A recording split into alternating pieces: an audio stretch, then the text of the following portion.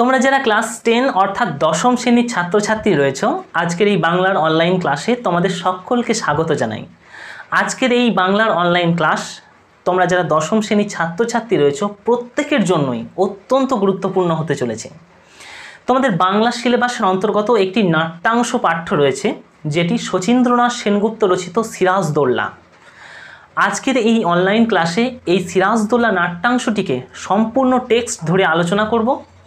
সুতরাং ক্লাসটি অত্যন্ত মনোযোগ দিয়ে দেখো, আশা করি আজকের ক্লাস তোমাদের অত্যন্ত ভালো লাগবে। প্রখ্যাত নাট্যকার শচীন্দ্রনাথ সেনগুপ্ত রচিত একটি বিখ্যাত ঐতিহাসিক নাটক সিরাজদৌল্লা। এই নাটকের মূল টেক্সট ভিত্তিক আলোচনায় প্রবেশ করার আগে এই নাটক সংক্রান্ত কিছু প্রাসঙ্গিক তথ্য খুব সংক্ষেপে আমাদের একটু বুঝে নিতে হবে। প্রথমেই বলে রাখি, এই যে নাটক তোমরা পড়তে চলেছ সিরাজদৌল্লা, এই নাটকটি মূলত ঐতিহাসিক নাটক। ইতিহাস নির্ভর একটা প্রেক্ষাপট এই নাটকের মধ্যে কিন্তু রয়েছে। এবং এখানে আরেকটা কথা বলে রাখি, এই যে নাটক তোমরা পড়ছো সিরাজদৌল্লা, এটা কিন্তু মূল বড় নাটকের একটা নির্বাচিত অংশ। অর্থাৎ শচীন্দ্রনাথ সেনগুপ্ত রচিত একটি বড় ঐতিহাসিক নাটক রয়েছে সিরাজদৌল্লা নামে। সেই বড় ঐতিহাসিক নাটকের দ্বিতীয় অঙ্কের প্রথম দৃশ্য এই যে আমরা পড়ছি এই অংশটা, অর্থাৎ এটাকে আমরা নাট্যাংশ বলতে পারি। পূর্ণ নাটক কিন্তু এটা নয়, এটা নাট্যাংশ, বড় নাটকের একটা নির্বাচিত অংশ। এরপর আমরা চলে আসি মূল নাটকের টেক্সট ভিত্তিক আলোচনায়। এই নাটকের শুরুতেই নাট্যকার শচীন্দ্রনাথ সেনগুপ্ত অত্যন্ত সুকৌশলে এই নাটকের স্থান, কাল, পাত্রের একটা পরিচয় কিন্তু তিনি দিয়ে দিচ্ছেন। ব্র্যাকেটের মধ্যে যে অংশটা রয়েছে সেই অংশটা লক্ষ্য করো, এখানে কিন্তু এই নাটক সংক্রান্ত উল্লেখযোগ্য কিছু তথ্য আমরা পাব। প্রথমেই নাট্যকার জানাচ্ছেন দরবার কক্ষ, অর্থাৎ এই নাটকের যে কাহিনী বা ঘটনা সেটা ঘটছে কোথায়? রাজ দরবারে।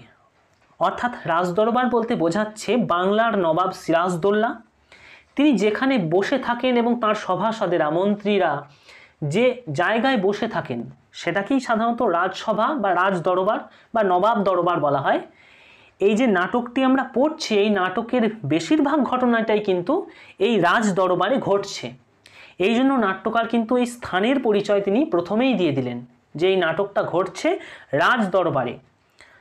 এরপর দেখো, সিরাজ সিংহাসনে উপবিষ্ট। নাট্যকার জানাচ্ছেন যে সিরাজদৌল্লা বাংলার নবাব তিনি সিংহাসনে বসে আছেন। কর্মচারীরা যথাস্থানে উপবিষ্ট, অর্থাৎ সিরাজদৌল্লা বাংলার নবাব তিনি তার নবাবের সিংহাসনে বসে, তার যে কর্মচারী, সভাসদ, মন্ত্রী, আমলা তারা যারা রয়েছেন তারা কিন্তু নিজ নিজ আসনে বসে। সভাসদদের মধ্যে রয়েছে, অর্থাৎ নাট্যকার এখানে কিন্তু একটা চরিত্রের পরিচয় কিন্তু তুলে ধরছেন যে এই নাটকের মধ্যে কোন কোন চরিত্রগুলো আসতে চলেছে তার একটা আভাস কিন্তু এখানেই আমরা পেয়ে যাচ্ছি। তিনি বলেই দিচ্ছেন এই সভাসদ, অর্থাৎ এই যে সভায়, রাজসভায় বা নবাবের সভায় যে ঘটনাটি ঘটছে, যেটা আমরা নাটকের মধ্যে পড়তে চলেছি, জানতে চলেছি, সেই ঘটনাটির মধ্যে এই ব্যক্তিরা রয়েছে। কোন কোন ব্যক্তি? মীর জাফর। এই মীর জাফর হলেন নবাব সিরাজদৌল্লার সেনাপতি, তিনি রয়েছেন।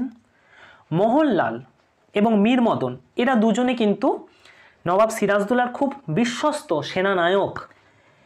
নবাবের এই দরবারে আরও উপস্থিত রয়েছেন দেখো রায় দুর্লভ। এই রায় দুর্লভ হলেন নবাব সিরাজদৌল্লার দাদুর আমলের, অর্থাৎ আলীবর্দী খাঁ। নবাব সিরাজদৌল্লার দাদু এই আলীবর্দী খাঁয়ের আমলের একজন বিশ্বস্ত কর্মচারী এই রায় দুর্লভ, তিনিও রয়েছেন। অর্থাৎ এই নবাব সিরাজদৌল্লা তিনি এই রাজদরবারের মাঝে বসে রয়েছেন এবং তার একদিকে বসে রয়েছে মীর জাফর, মোহনলাল, মীর মদন এবং রায় দুর্লভ। আর একদিকে রয়েছে রাজবল্লভ। এই রাজবল্লভ হলেন তৎকালীন ঢাকার প্রশাসক। জগৎ শেঠ তিনি তৎকালীন সময়ের একজন বিশিষ্ট ধনকুবের, প্রচুর টাকা পয়সা ছিল তার কাছে। এই জগৎ শেঠ এরকম ধরনের একটি ধনকুবের মানুষ, অতিরিক্ত পয়সা, অর্থ, বিত্তের অধিকারী ছিলেন তিনি। আর রয়েছেন ওয়ার্স এবং মশিয়েলা, এরা দুজন রয়েছে। আর উপস্থিত রয়েছেন ওয়ার্স, মশিয়েলা, তারা দণ্ডায়মান, তার কিন্তু বসে নেই। ওয়াটসের পরিচয় আমরা জানতে পারি, তিনি হচ্ছেন ইংরেজ ইস্ট ইন্ডিয়া কোম্পানির একজন প্রতিনিধি, একজন কর্মচারী যিনি এই নবাবের দরবারে রয়েছেন। এবং মশিয়ে লা তিনি হচ্ছেন ফরাসি প্রতিনিধি, অর্থাৎ ইংরেজ এবং ফরাসি এই দুটো জাতি যারা এই ভারতবর্ষে ব্যবসা করতে এসেছিল, তাদের দুটো জাতির বা দুটো দলের প্রতিনিধি হিসাবে এই রাজ দরবারে দুজন উপস্থিত রয়েছেন। গোলাম হোসেন যথারীতি নবাবের পায়ের কাছে বসে রয়েছেন। জানতে পারা যায় এই গোলাম হোসেন হচ্ছেন সিরাজদৌল্লা নবাবের একজন অত্যন্ত বিশ্বস্ত ব্যক্তিগত কর্মচারী, অর্থাৎ পার্সোনাল অ্যাসিস্ট্যান্ট বলতে পারি। তিনি কিন্তু নবাবের পায়ের কাছে বসে রয়েছেন। এই আমরা একটা রাজসভার পরিচয় পেলাম বা নবাবের দরবারের পরিচয় পেলাম। এরপর মূল নাটকের এবার সংলাপ শুরু হচ্ছে। প্রথম সিরাজদৌল্লা বাংলার নবাব তিনি বলছেন ওয়ার্ডস, অর্থাৎ ইংরেজ প্রতিনিধিকে উপলক্ষ করে তিনি বলছেন। অর্থাৎ ইংরেজ প্রতিনিধি বলছেন ইওর এক্সেলেন্সি, অর্থাৎ হ্যাঁ মহানুভব বলুন। সিরাজ বলছে কলকাতা জয়ে যখন আমরা যাত্রা করি তখন তুমি আমার সঙ্গে সঙ্গেই ছিলে, সুতরাং কলকাতা জয়ের ইতিহাস তুমি জানো। তুমি জানো যে কলকাতা জয় করে সেই নগরের নাম আমরা আলীনগর রাখি। এখানে সিরাজদৌল্লা কিন্তু একটা ইতিহাস তুলে ধরছে, সেই ইতিহাসটা আমাদের খুব সংক্ষেপে জানতে হবে। ইতিহাসটা হচ্ছে এই রকম, 1756 খ্রিস্টাব্দে সিরাজদৌল্লার দাদু তিনি কিন্তু মারা যাচ্ছেন। সিরাজদৌল্লার দাদু আলীবর্দী খাঁ বাংলার শাসক ছিলেন, তিনি 16 বছর বাংলায় শাসন করেছেন। আলীবর্দী খাঁ 1756 খ্রিস্টাব্দে যখন মারা যাচ্ছেন তিনি কিন্তু অলরেডি বলে দিয়েই যাচ্ছেন যে তার কনিষ্ঠা কন্যা অর্থাৎ ছোট মেয়ে আমিনা, তার পুত্র সিরাজদৌল্লা এই বাংলার নবাবের সিংহাসনে বসবে। অর্থাৎ এটা আলীবর্দী খাঁই কিন্তু ঠিক করে দিয়ে যাচ্ছে। সেই মতোই আলীবর্দী খাঁয়ের মৃত্যুর পর তার কন্যা, কনিষ্ঠা কন্যা, তার পুত্র সিরাজদৌল্লা বাংলার সিংহাসনে বসছেন। কিন্তু এই সময় একটি গোলযোগ বাঁধছে। তখনকার দিনে এই ব্যবসা করতে এসেছিল ইংরেজরা, অর্থাৎ ইস্ট ইন্ডিয়া কোম্পানি, ফরাসিরা, পর্তুগিজরা, এরকম অনেক কোম্পানি কলকাতার বুকে তারা ব্যবসা করত। কিন্তু এরকম একটা নীতি ছিল যে যিনি বাংলার নবাবের সিংহাসনে বসবেন তাকে মেনে কিন্তু তাকে মান্যতা দিয়ে এই ব্যবসা করতে হবে।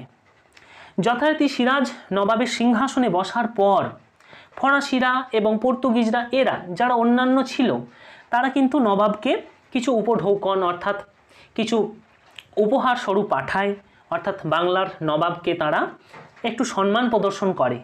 কিন্তু ইংরেজরা যারা ইস্ট ইন্ডিয়া কোম্পানি যারা ব্যবসা করতে এসেছিল তারা কিন্তু সিরাজদৌল্লাকে কোনো প্রকার কোনো সম্মানজনক কিছু পাঠায়নি।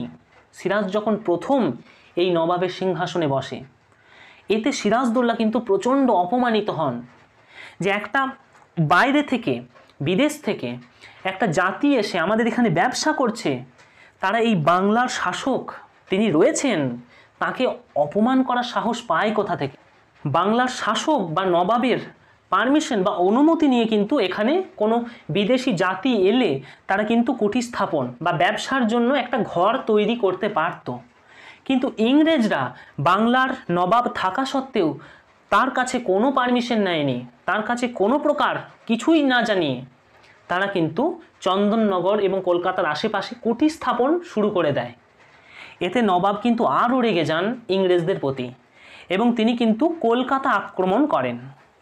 যথারীতি কলকাতা আক্রমণ করেন এবং তিনি উইলিয়াম দুর্গ, যেটা ইংরেজদের দুর্গ ছিল, সেটা কিন্তু তিনি দখল করে নেন। 1756 খ্রিস্টাব্দে 20 জুন তারিখে তিনি কিন্তু কলকাতা দখল করেন, সেখান থেকে ইংরেজদের আধিপত্য তিনি কিন্তু হাঁটিয়ে দেন। তারপরেই তিনি এই কলকাতা দখল করে নেওয়ার পর, অর্থাৎ ইংরেজদের কবল থেকে কলকাতাকে মুক্ত করার পর নবাব সিরাজদৌল্লা তার দাদু বাংলার শাসক আলীবর্দী খাঁয়ের নাম অনুসারে এই কলকাতা শহরের নামকরণ করেন আলীনগর। এখানে সেই ইতিহাসটাই কিন্তু সিরাজ তুলে ধরছে ওয়াটসের কাছে। ওয়াটসকে বলছে যে এই যে ইতিহাস, অর্থাৎ কলকাতা আমরা জয় করেছিলাম, তোমাদেরকে পরাজিত করেছিলাম, এই সব কিছুই তো তুমি জানো। এরপর চলে আসি পরের অংশে। ওয়াটস বলছে জানে ইওর এক্সেলেন্সি, হ্যাঁ মহানুভব আমি জানি। ইংরেজ প্রতিনিধি বলছে, সিরাজ বলছে আলীনগরে তোমাদের কোম্পানির সঙ্গে যে সন্ধি হয়েছিল, অর্থাৎ আলীনগরের সন্ধি 1757 খ্রিস্টাব্দে 9 ফেব্রুয়ারি এই আলীনগরের সন্ধি স্থাপন করা হয়। ইংরেজ কোম্পানি এবং নবাব সিরাজদৌল্লা এই দুই পক্ষের মধ্যে একটা সন্ধি বা একটা চুক্তি একটা স্থাপন করা হয়। এখানে নবাব সিরাজদৌল্লা সেটাই বলছেন যে তোমাদের সাথে আলীনগরের সন্ধি স্বাক্ষরিত হয়েছিল, তার সব শর্তও তোমাদের জানা আছে। সেই আলীনগরের সন্ধির মধ্যে কি কি শর্ত রাখা হয়েছিল সেটা নিশ্চয়ই তুমি জানো। তোমাদের কোম্পানি সন্ধির সকল শর্ত যাতে রক্ষা করে তারই জন্য প্রতিভূরূপে তোমাকে মুর্শিদাবাদে রাখা হয়েছে। এখানে সিরাজদৌল্লা স্পষ্টই জানিয়ে দিচ্ছে যে এই ওয়ার্ডস ইংরেজ প্রতিনিধি কেন তার রাজসভায় আছে, না এই আলীনগরের সন্ধির শর্ত অনুসারে।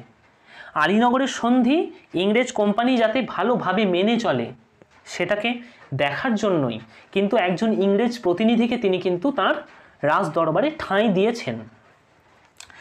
কোম্পানির সন্ধি শর্ত রক্ষা না করলে যুদ্ধ ঘোষণার আগেই তোমাকে আমরা তোপের মুখে উড়িয়ে দিতে পারি জানো। এখানে সিরাজদৌল্লা কিন্তু এই ব্রিটিশ প্রতিনিধিকে জানিয়ে দিচ্ছে যে তুমি আমার এই রাজদরবারে উপস্থিত রয়েছ, কোম্পানির সন্ধি যদি শর্ত না মানে তাহলে কিন্তু আমরা যুদ্ধ ঘোষণা করার আগেই তোমাকে হত্যা করব, এটা তুমি জানো। এখানে ওয়ার্ডস বলছে জানে ইওর এক্সেলেন্সি, হ্যাঁ মহানুভব আমি এটাও জানি। সিরাজ বলছে তুমি প্রস্তুত হও, তাহলে তুমি মরার জন্য প্রস্তুত হয়ে যাও। ওয়ার্ডস বলছে আমি জানিলাম না আমার অপরাধ। ইংরেজ কর্মচারী ওয়ার্ডস বলছে আমি আমার অপরাধ, আমি কি দোষ করেছি সেটা আমি না জেনেই কেন মৃত্যুর জন্য প্রস্তুত হব, আমি জানি না আমি কি করেছি, আমাকে জানানো হোক। সিরাজ বলছে তোমাদের অপরাধ সভ্যতার শিষ্টাচারের সীমা অতিক্রম করেছে। এখানে সিরাজদৌল্লা বলছে তোমাদের মানে এই ইংরেজ জাতির ইস্ট ইন্ডিয়া কোম্পানির অপরাধ, এর অপরাধের কোনো সীমা পরিসীমা নেই। তোমাদের এই অপরাধ সভ্যতা শিষ্টাচার সব কিছুর সীমা ছাড়িয়ে গেছে, তোমরা কাউকেই মানছ না। বাংলার যে নবাব রয়েছে একজন, তার হাতে যে এই বাংলার ক্ষমতা রয়েছে সেটা তোমরা মানতেই চাও না। তোমাদের এত স্পর্ধা কোথা থেকে? স্পর্ধা তোমাদের আকাশস্পর্শী হয়ে উঠেছে। অর্থাৎ এই ইস্ট ইন্ডিয়া কোম্পানি এসেছিল ব্যবসা করতে, আস্তে আস্তে তোমাদের স্পর্ধা গগনচুম্বী হয়ে উঠছে। তোমরা বাংলার নবাবকেও অগ্রাহ্য করছো। তোমাদের এই যে অপরাধ, সেই অপরাধের তো কোনো সীমাই থাকে না। সিরাজ এখানে জানাচ্ছে দেখো, শুধু শান্তিভঙ্গের আশঙ্কায় আমি এতদিন তোমাদের সঙ্গে ভদ্র ব্যবহার করে এসেছি, কিন্তু ভদ্রতার অযোগ্য তোমরা। সিরাজদৌল্লা স্পষ্টই বলছে যে এতদিন বাংলার সিংহাসনে আমি যখন থেকে বসেছি তখন থেকে আমি ইংরেজ কোম্পানির সাথে একটা শান্তি স্থাপনের চেষ্টা করেছি, ভালো ব্যবহার করেছি, কিন্তু ইংরেজ কোম্পানি কখনো আমার সাথে ভালো ব্যবহার করেনি। তোমরা আসলে অভদ্র একটা জাতি, তোমরা ভদ্রতা জানোই না। এরপর ওয়ার্ডস জানাচ্ছে আপনার অভিযোগ বুঝিতে পারিলাম না। ওয়ার্ডস ইংরেজ প্রতিনিধি, সে বলছে নবাব সিরাজদৌল্লা মহানুভব, আপনি যে অভিযোগ করছেন আপনার এই অভিযোগ আমি স্পষ্ট বুঝতে পারছি না, আমাকে স্পষ্ট করে জানানো হোক। সিরাজ বলছে মুন্সিজি, মুন্সি কথার অর্থ হচ্ছে নবাবের দরবারে যে শিক্ষিত ব্যক্তি থাকে এবং তিনি লেখালেখি যাবতীয় করে দেন তাকে মুন্সি বলা হয়। মানে প্রত্যেক রাজদরবারই একজন করে থাকতেন এই মুন্সিজি, যারা এই লেখালেখি করেন, যারা একটু শিক্ষিত ব্যক্তি। সিরাজদৌল্লা যথারীতি বলছেন যে মুন্সিজি অ্যাডমিরাল ওয়াটসনের পত্রটা দেখাও। একটা চিঠির উল্লেখ এখানে বলছেন যে অ্যাডমিরাল ওয়াটসনের একটা চিঠি আমাদের কাছে আছে, আমরা পেয়েছি সেটা। মুন্সিজিকে সিরাজ নির্দেশ দিচ্ছেন যে মুন্সিজি চিঠিটা ওকে দেখাও। মুন্সিজি একখানি পত্র বাহির করিলেন, ব্র্যাকেট দিয়ে লেখা আছে। এখানে বলে রাখি, নাটকের মধ্যে যখন কোনো অ্যাক্টিভিটি হবে, অর্থাৎ কোনো চরিত্র কোনো কিছু করছে, সরে যাচ্ছে, চরিত্রটা চলে গেল, এরকম যখনই হবে, চরিত্র নতুন কোনো এলো, তখন কিন্তু এই ব্র্যাকেট দিয়ে বুঝিয়ে দেওয়া হবে। নাটকের মধ্যে কোনো ব্যাখ্যার জায়গা তো থাকে না, শুধু সংলাপ থাকে, এই জন্য নাট্যকার এরকম ব্র্যাকেট করে বুঝিয়ে দেন। এখানে দেখো বলছি মুন্সিজি একখানি পত্র বাহির করলেন। সিরাজ বলছে এই পত্র সম্বন্ধে তুমি কিছু জানো? ওয়ার্ডস অর্থাৎ ইংরেজ প্রতিনিধিকে জিজ্ঞাসা করছে যে এই পত্রটা দেখে তুমি চিনতে পারছো, কিছু বুঝতে পারছো, কিছু জানো? মুন্সির পত্র ওয়ার্ডসকে দিলেন এবং ওয়ার্ডস পড়িতে লাগিলেন। এই পত্রটা মুন্সিজি ওয়ার্ডসকে দিলেন এবং এই পত্রটা এবার ওয়ার্ডস পড়তে লাগছে। শেষের দিকে কি লেখা আছে সিরাজ বলছে সেইটা পড়ো। ব্রিটিশ প্রতিনিধি ওয়ার্ডস এই চিঠির শেষ অংশটা পড়ছে, যেটা খুব গুরুত্বপূর্ণ অংশ। এই চিঠির শেষ অংশে লেখা আছে ওয়াটস পড়ছে, I now acquaint you that the remainders of the troops which should have been here long since, and which I hear the colonel told you he expected, will beat at Kolkata in a few days. That in a few days more I shall dispatch a vessel for more ships and more troops, and that I will kindle such a flame in your country as all the water in the Ganges shall not be able to extinguish. এই যে কথা, এই কথাগুলোর অর্থ এবার মুন্সিজি, তিনি শিক্ষিত ব্যক্তি, এই সভাসদদের মধ্যে তিনি পড়ে শোনাচ্ছেন। সিরাজ বলছে, দেখো মুন্সিজি এই পত্রের মর্ম সভাসদদের বুঝিয়ে দিন। এই যে ইংরাজিতে লেখা আছে, কি লেখা আছে, এটা এই সভার মধ্যে উপস্থিত সমস্ত ব্যক্তিবর্গ যেন বুঝতে পারে, সেরকম করে বুঝিয়ে দিন। বাংলা এই অংশটাকে অনুবাদ করে দিন। মুন্সি পত্র লইয়া বাংলায় তর্জমা করে শোনাইলেন। মুন্সিজি এই পত্রের যে অংশ, সেই অংশটাকে এবার তিনি বাংলায় তর্জমা করছেন, বাংলায় অনুবাদ করে শোনাচ্ছেন। কি শোনাচ্ছেন দেখো। কর্নেল ক্লাইভ যে সৈন্যের কথা উল্লেখ করেছিলেন তাহা শীঘ্রই কলিকাতায় পৌঁছবে। আমি সত্বর আর একখানা জাহাজ মাদ্রাসে পাঠাইয়া সংবাদ দিব যে আরও সৈন্য এবং আরও জাহাজ বাংলায় আবশ্যক। বাংলায় আমি এমন আগুন জ্বালাইব যাহা গঙ্গার সমস্ত জল দিয়াও নিভানো যাইবে না। অর্থাৎ এই পত্রের মধ্যে বাংলায় একটা হিংসা ছড়ানোর কথা পাওয়া যাচ্ছে। এই কথা অর্থাৎ বাংলার বুকে আগুন জ্বালিয়ে দেব এবং সেই আগুন এমন হবে গঙ্গার সমস্ত জল ঢেলে দিলেও এই আগুন নেভানো যাবে না। এই কথা শোনার পরেই সিরাজদৌল্লা বাংলার নবাব তিনি বলছেন, দেখো ওয়াটস, এই ভীতি প্রদর্শনের অর্থ কি? তিনি এই ব্রিটিশ প্রতিনিধির কাছে একদম সরাসরি জানতে চাইছেন যে এইভাবে ভীতি প্রদর্শন, ভয় দেখানোর কি অর্থ আছে। ইংরেজ কোম্পানি কি বুঝিয়ে দিতে চাইছে যে তারাই সর্বেসর্বা? এটা কি বুঝিয়ে দিতে চাইছে তারা এইভাবে ভয় দেখিয়ে? এরপর ওয়াটস বলছে, দেখো অ্যাডমিরাল এ কথা লিখে আছেন কেন আমি বুঝি না। অ্যাডমিরাল কেন এই কথা লিখেছেন আমি বুঝতে পারছি না।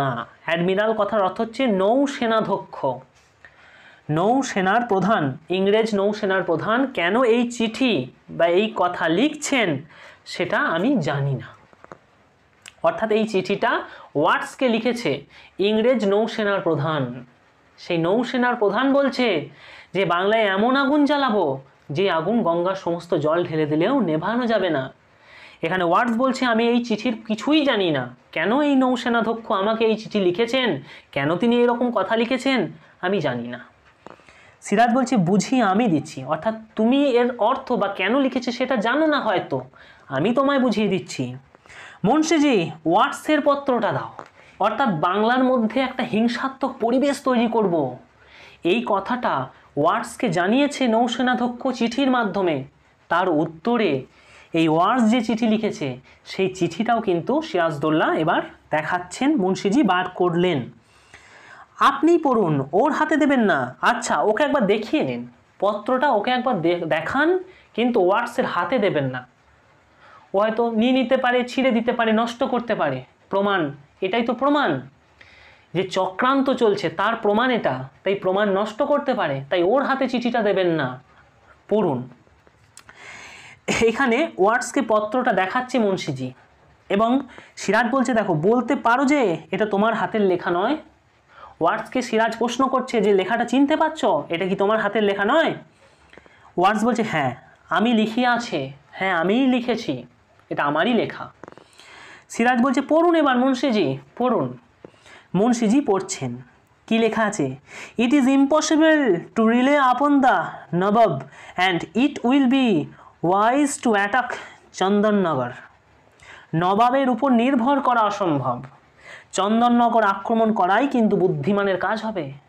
অর্থাৎ ওয়াটস কিন্তু যথারীতি যুদ্ধ বাঁধানোর জন্য একটা পরিকল্পনাতে সায় দিয়েছে। ওয়াটস লিখেছে যে নবাবের কথা না শুনে বাংলাকে আক্রমণ করো। এখানে এবার সিরাজ বলছে দেখো তোমাদের অভদ্রতার, ঔদ্ধত্যের আরও পরিচয় চাও? আর কত পরিচয় দেব তোমাদের? আরও পরিচয় চাও? আমি দিতে পারি। তোমরা প্রকৃতই অভদ্র, তোমাদের উপর বিশ্বাস করা যায় না, তোমাদের ঔদ্ধত্য প্রচুর, অর্থাৎ তোমরা একটা অহংকার নিয়ে চলছো। এই ওয়ার্ডসকে বলছে। ওয়ার্ডসকে বলার মধ্য দিয়েই কিন্তু সমগ্র ইস্ট ইন্ডিয়া কোম্পানিকে বা ব্রিটিশ যারা ছিল তাদেরকে উদ্দেশ্য করেই কিন্তু সিরাজদৌল্লা বলছে যে তোমরা একটা প্রকৃতই অভদ্র জাতি, তোমাদের ঔদ্ধত্য যেন গগনচুম্বী হয়ে উঠছে। বাংলার নবাব রয়েছেন, তিনি শাসনে রয়েছেন, তাকে পর্যন্ত তোমরা হুমকি দিচ্ছ, ভয় দেখাচ্ছ, তোমাদের ক্ষমতা কতখানি বেড়ে গেছে। কিন্তু এখানে সিরাজদৌল্লা বলছেন যে আমি তোমাদের সাথে ভালো ব্যবহার করার চেষ্টা করেছি, আমি তোমাদের সাথে কখনো খারাপ ব্যবহার করিনি, কিন্তু তোমরা আমাকে পদে পদে অপমানিত করেছো। এরপর দেখো, জেনে রাখো তাও আমি দিতে পারি। অর্থাৎ এখানে সিরাজ বলছে যে তুমি যদি আরও পরিচয় চাও তোমরা কতটা ঔদ্ধত্যপূর্ণ, কতটা একটা অসভ্য, কথা রাখো না, তোমরা হিংসা ছড়াতে চাইছো, এর প্রচুর প্রমাণ আমাদের কাছে আছে। আমার সভাসদরা, আমার স্বদেশীয়রা তার স্বরে ঘোষণা করে আমি নির্বোধ, অত্যাচারী, বিলাস সর্বস্ব, কিন্তু আমি যে সকলের শয়তানির সন্ধান রাখি তার সামান্য পরিচয় আজ দিয়ে রাখলাম। এখানে সিরাজদৌল্লা বলছে আমার যে সভাসদেরা রয়েছে, আমার যে আত্মীয় স্বজনেরা রয়েছে, তারা আমাকে ভালো চোখে দেখে না। আমি যেই বাংলার সিংহাসনে বসেছি এতে তাদের হিংসা হয়, কিন্তু তা সত্ত্বেও তারা আমার বিরুদ্ধে অনেক অপপ্রচার করে, কিন্তু তা সত্ত্বেও আমি কিন্তু সকলের শয়তানির সন্ধান বা খবর রাখি। আমার বিরুদ্ধে কি চক্রান্ত চলছে, এই বাংলায় আগুন জ্বালানোর কে কে চক্রান্ত করছে, আমি কিন্তু সব খবরই রাখি। তুমি ওয়ার্ডস, তুমি আমারই দরবারে স্থান পেয়ে আমার সভাসদদের আমারই বিরুদ্ধে উত্তেজিত করো, কলকাতায় ইংরেজদের উপদেশ দাও আমারই আদেশ লঙ্ঘন করে কাজ করতে। এর শাস্তি কি জানো? এখানে নবাব ওয়ার্ডসকে একদম সরাসরি শাসন করছেন। তিনি বলছেন যে নবাবের দরবারে থেকে তুমি চক্রান্ত করছো নবাবের বিরুদ্ধে, এ কী ধরনের আচরণ তোমাদের? অর্থাৎ যারই খাচ্ছ তার হয়েই তোমরা একটা ষড়যন্ত্রের ছক তৈরি করছো, আমার সভাসদেরা, আমার যারা কর্মচারী তাদেরকে লেলিয়ে দিচ্ছ আমার বিরুদ্ধে। এর শাস্তি কি হতে পারে জানো? ওয়ার্ডস বলছে পানিশ মি ইয়োর এক্সেলেন্সি, আপনি মহানুভব। ওয়ার্ডস বলছে আমাকে পানিশ করুন, আমাকে শাস্তি দিন। I can only say that I have done my duty. এখানে ওয়ার্ডস বলছে যে আপনি যদি শাস্তি দিতে চান দিতে পারেন, আমি মাথা পেতে নেব, কিন্তু আমি আমার কাজ বা ডিউটিটা করেছি। অর্থাৎ এখানে ওয়ার্ডস কি বলে দিচ্ছে যে আমাকে এই রকম করতেই বলা হয়েছিল, আমি আমার ডিউটিটাই করেছি, আমাকে শাস্তি দিতে পারেন। সিরাজ বলছে এই মুহূর্তে তুমি আমার দরবার ত্যাগ করো, অর্থাৎ তুমি আমার দরবার ত্যাগ করে আমার চোখের সামনে থেকে তুমি বেরিয়ে যাও, আর কখনো এই দরবারে আসবে না, ভবিষ্যতে আর কখনো এই দরবারে তুমি স্থান পাবে না, তুমি আর আসবে না কখনো। তোমার কোম্পানির যদি সদ্ব্যবহার দিয়ে আমাকে আবার খুশি করতে পারে তাহলে কোম্পানির প্রতিনিধি হিসাবে কোনো সচ্চরিত্র ইংরেজকে আমি দরবারে স্থান দেব, তোমার মতো এরকম বিশ্বাসঘাতককে স্থান দেব না। এখানে সিরাজ যথার্থ বলছে যে কোম্পানি যদি আমার সাথে ভালো ব্যবহার করে তাহলে হয়তো আবার ইংরেজ কোম্পানি কোনো প্রতিনিধি আমার এই দরবারে স্থান পাবে, কিন্তু তোমার মতো কোনো বিশ্বাসঘাতক মানুষকে আর আমি আমার এই দরবারে স্থান দেব না। ওয়ার্ডস বলছে ফেয়ারওয়েল, চিরবিদায়, তাহলে ইয়োর এক্সেলেন্সি মহানুভব, চিরবিদায়। অর্থাৎ ওয়ার্ডসের এখানে চলে যাওয়ার ব্যাপারটা হচ্ছে ওয়ার্ডস নবাবকে কুর্নিশ জানাচ্ছে, সেলাম করছে, নমস্কার করছে এবং সে যথারীতি প্রস্থান চলে যাচ্ছে এই দরবার ছেড়ে। এবার রাজবল্লভ বলছে, দেখো রাজবল্লভের পরিচয় আমরা দিয়েছি, তিনি হচ্ছেন ঢাকার তৎকালীন সময়ে ঢাকার প্রশাসক ছিলেন। তিনি কিন্তু সিরাজের বিরুদ্ধে ষড়যন্ত্রে লিপ্ত ছিলেন, আমরা নাটকটার কিছু পরেই কিন্তু পাবো। এই রাজবল্লভ তিনি বলছেন দেখো জাহাপনা, সিরাজ বলছে একটু অপেক্ষা করুন রাজা, মসিয়ে না কি বলতে চায় তার কথাটা শুনি, আপনি একটু অপেক্ষা করুন, আপনার কথা পরে শুনছি। মসিয়ে লা বলছে at your comment your Excellency, হ্যাঁ আপনি আমাকে বলতে অনুমতি দিলেন মহানুভব, আমি এবার বলছি আপনার নির্দেশ অনুসারেই। সিংহাসনের সামনে গিয়ে কুর্নিশ করছেন এই মসিয়ে লা, তিনি হচ্ছেন ফরাসি প্রতিনিধি। এখানে বলে রাখি ভারতবর্ষে ইংরেজদের আগমনের আগে, ইংরেজ এই ইস্ট ইন্ডিয়া কোম্পানির ব্যবসা করার আগেই কিন্তু ফরাসিরা ভারতে ব্যবসা করত, তাই তাদেরও ব্যবসা ছিল, এই ইংরেজ ইস্ট ইন্ডিয়া কোম্পানিরও ব্যবসা ছিল। এই দুটো জাতি যখন এই ব্যবসার মধ্যে আসছে ভারতে তথা বাংলায়, এই দুটো জাতির মধ্যে এবার একে অপরের সাথে সংঘাত হচ্ছে। এখানে সেই প্রসঙ্গটাই আমরা পাবো। দেখো এখানে কি বলা হচ্ছে, সিরাজ বলছে তোমাদের কাছে আমি লজ্জিত। সিরাজ প্রথমেই বলছে যে ফরাসি জাতি তারা কিন্তু সময় ভালো ব্যবহার করেছে, তারা ইংরেজদের মতো অত ঔদ্ধত্যপূর্ণ জাতি নয়, তারা নবাবের সাথে সবসময় সদ্ব্যবহার করেছে, তাই তোমাদের কাছে আমি লজ্জিত, তোমাদেরকে আমি সুরক্ষা দিতে পারিনি।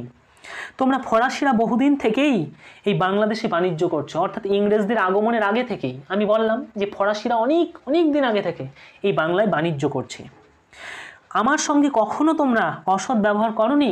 এখানে সিরাজ বলছে দেখো যে এই ফরাসি জাতি যারা রয়েছে ব্যবসা করছো, তোমরা কিন্তু নবাবের সাথে সব সময় ভালো ব্যবহার করেছো।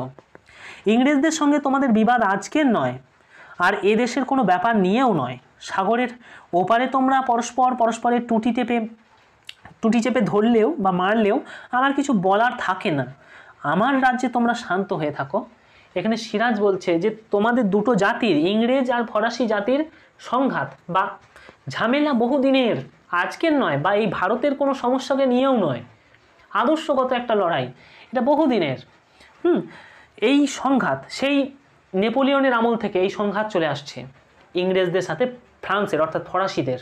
তাই বলছে এই সংঘাতের জন্য তোমরা নিজেদের দেশের সাথে নিজেদের দেশ মানে ইংরেজদের সাথে ফরাসিরা দেশে দেশে ঝামেলা করতেই পারো, সেখানে আমার কিছু বলার থাকে না। সিরাজ বলছে কিন্তু আমার রাজ্যে এই বাংলায় তোমরা একটু শান্তিতে থাকো, তোমরা কোনো ঝামেলা করো না, এই আমার কামনা। ইংরেজরা আমার সম্মতি না নিয়ে চন্দননগর অধিকার করেছে, সমস্ত ফরাসি বাণিজ্য কুঠি তাদের ছেড়ে দেওয়া হোক এই মর্মে দাবি করেছে, তোমরা প্রতিকারের আশায় আমার কাছে উপস্থিত হয়েছ। অর্থাৎ ইংরেজরা জোর করে ফরাসিদের এই বাংলা থেকে তথা ভারতবর্ষ থেকে তাড়াতে চাইছে। তারা এই যে ফরাসি উপনিবেশ চন্দননগর, সেই ফরাসি উপনিবেশ অর্থাৎ ফ্রান্সের লোকেরা বা ফরাসিরা এসে এই বাংলার চন্দননগরে ব্যবসা করত, সেই ব্যবসাকে ইংরেজরা বলছে ছেড়ে দিতে হবে, এই চন্দননগর অঞ্চলটা আমাদেরকে দিয়ে দিতে হবে। এবং এই মর্মে নবাবকে তারা একটা চিঠি দিয়েছে হুমকির মতো, যে অবিলম্বে ছেড়ে দেওয়া হোক এই চন্দননগর ইংরেজদের হাতে। এই ঘটনার প্রতিকারের আশাতেই বা নবাব একটা মীমাংসা করে দেবেন এই আশাতেই ফরাসি প্রতিনিধি মসিয়ে লা তিনি কিন্তু নবাবের দরবারে এসেছেন। মসিয়ে লা বলছে we have always sought for your protection your excellency, মহানুভব আমরা সর্বদাই আপনার কাছে প্রোটেকশন বা রক্ষার জন্য একটা প্রার্থনা চাইছি, আমাদেরকে রক্ষা করুন, আমাদেরকে প্রোটেকশন দিন, বাঁচান, ইংরেজ জাতি আমাদেরকে এই দেশে থাকতে দেবে না। কে বলছে? ফরাসি প্রতিনিধি বলছে। সিরাজ বলছে কলকাতা জয়ে আর পূর্ণিয়ার শওকত জঙ্গের সঙ্গে সংগ্রামে আমার বহু লোকক্ষয় অর্থ ব্যয় হয়েছে। এখানে সিরাজদৌল্লা বলছে যে আমি পরপর দুটো যুদ্ধ করেছি, দুটো যুদ্ধে আমি জড়িয়ে পড়েছিলাম, কলকাতায় ইংরেজদের সাথে যুদ্ধ এবং আরেকটি পূর্ণিয়ার যুদ্ধ যেটা শওকত জঙ্গের সাথে যুদ্ধ হয়েছিল। এখানে বলে রাখি শওকত জং কে, এই একটু পরিচয় আমাদের জানতে হবে। এই শওকত জং হচ্ছে আলীবর্দী খাঁয়ের মধ্যম কন্যা, অর্থাৎ সিরাজদৌল্লার দাদু আলীবর্দী খাঁ তার মধ্যম কন্যা, তার পুত্র হচ্ছে এই শওকত জং। এর সাথে কিন্তু সিরাজের একটা সংঘাত হয়। এই শওকত জং কিন্তু সিরাজের বিরুদ্ধে একজন চক্রান্তকারী ছিলেন। এই শওকত জং অর্থাৎ অ্যাকচুয়ালি সিরাজের মাসির ছেলে, তিনি কিন্তু চেয়েছিলেন যে সিরাজ বাংলার নবাব যেন না হতে পারে। তার সাথে একটা যুদ্ধ হয়, পূর্ণিয়ার যুদ্ধ। সেই যুদ্ধে সিরাজ জানাচ্ছে আমার অনেক লোকবল হারিয়েছি আমি এবং প্রচুর আমার ক্ষয়ক্ষতি হয়েছে। আমার মন্ত্রিমণ্ডলও যুদ্ধের পক্ষপাতী নয়, আমার যারা সভাসদ রয়েছে মন্ত্রিমণ্ডল, সৈন্য, সেনাধ্যক্ষ, তারা কেউ কিন্তু আর যুদ্ধ করতে চাইছে না। এইরূপ অবস্থা, এইরকম পরিস্থিতিতে তোমাদের আমি আমার অন্তরের পূর্ণ সহানুভূতি থাকা সত্ত্বেও আমি তোমাদের জন্য ইংরেজদের সঙ্গে বিবাদে প্রবৃত্ত হতে পারবো না। অর্থাৎ আমাকে তোমরা ক্ষমা করো, আমি ফরাসিদের হয়ে ইংরেজদের সাথে আর ঝামেলা বা বিবাদ বা যুদ্ধ করতে পারবো না, আমাকে ক্ষমা করে দিও।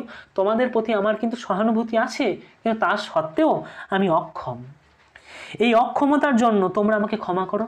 এই প্রশ্নটা পরীক্ষায় কিন্তু দেয়।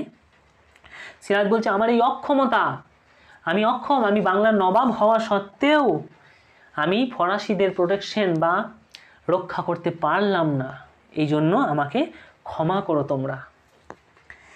এখানে দেখো সভা কিছুক্ষণ স্তব্ধ। এই সিরাজ যখন এই কথাটা বলছেন তখন সভাসদেরা সবাই চুপ। বাংলার নবাবের মুখে এই কথা শোনা যাচ্ছে, বাংলার নবাব তিনি সকল মানুষকে রক্ষা করবেন, তিনিই বলছেন যে আমি রক্ষা করতে পারলাম না, আমি যুদ্ধে জড়াতে পারবো না, ক্ষমা করো। এই কথা শুনে সবাই চুপ হয়ে গেছে। মসিয়ে-লা মাথা নত করে দাঁড়িয়ে রইলেন। মসিয়ে-লা তিনি যথার্থই তিনি কিন্তু আশাহত হয়েছেন। তিনি আশা করে এসেছিলেন বুক ভরা আশা নিয়ে যে সিরাজদৌল্লা বাংলার নবাব মহানুভব, তিনি হয়তো আমাদের ফরাসি জাতিকে রক্ষা করবেন, কিন্তু হলো না। তিনি আশাহত হয়েছেন, মাথা নত করে দাঁড়িয়ে আছেন। তাহার পরে ধীরে ধীরে মাথা তুলিয়া নবাবের দিকে চাহিয়া ক্রুদ্ধ কণ্ঠে তিনি বললেন, মসিয়ে-লা তিনি কি বলছেন দেখো, বলছেন, your excellency, you refuse us your help, your protection, though with great reluctance. অর্থাৎ মহানুভব, আপনি আমাদেরকে সাহায্য করবেন না, আপনার সাহায্য করতে অনিচ্ছা রয়েছে, সেটা কিন্তু আপনি জানিয়ে দিলেন, প্রত্যাখ্যান করলেন আমাদের এই সাহায্য বা এই ভিক্ষাটা।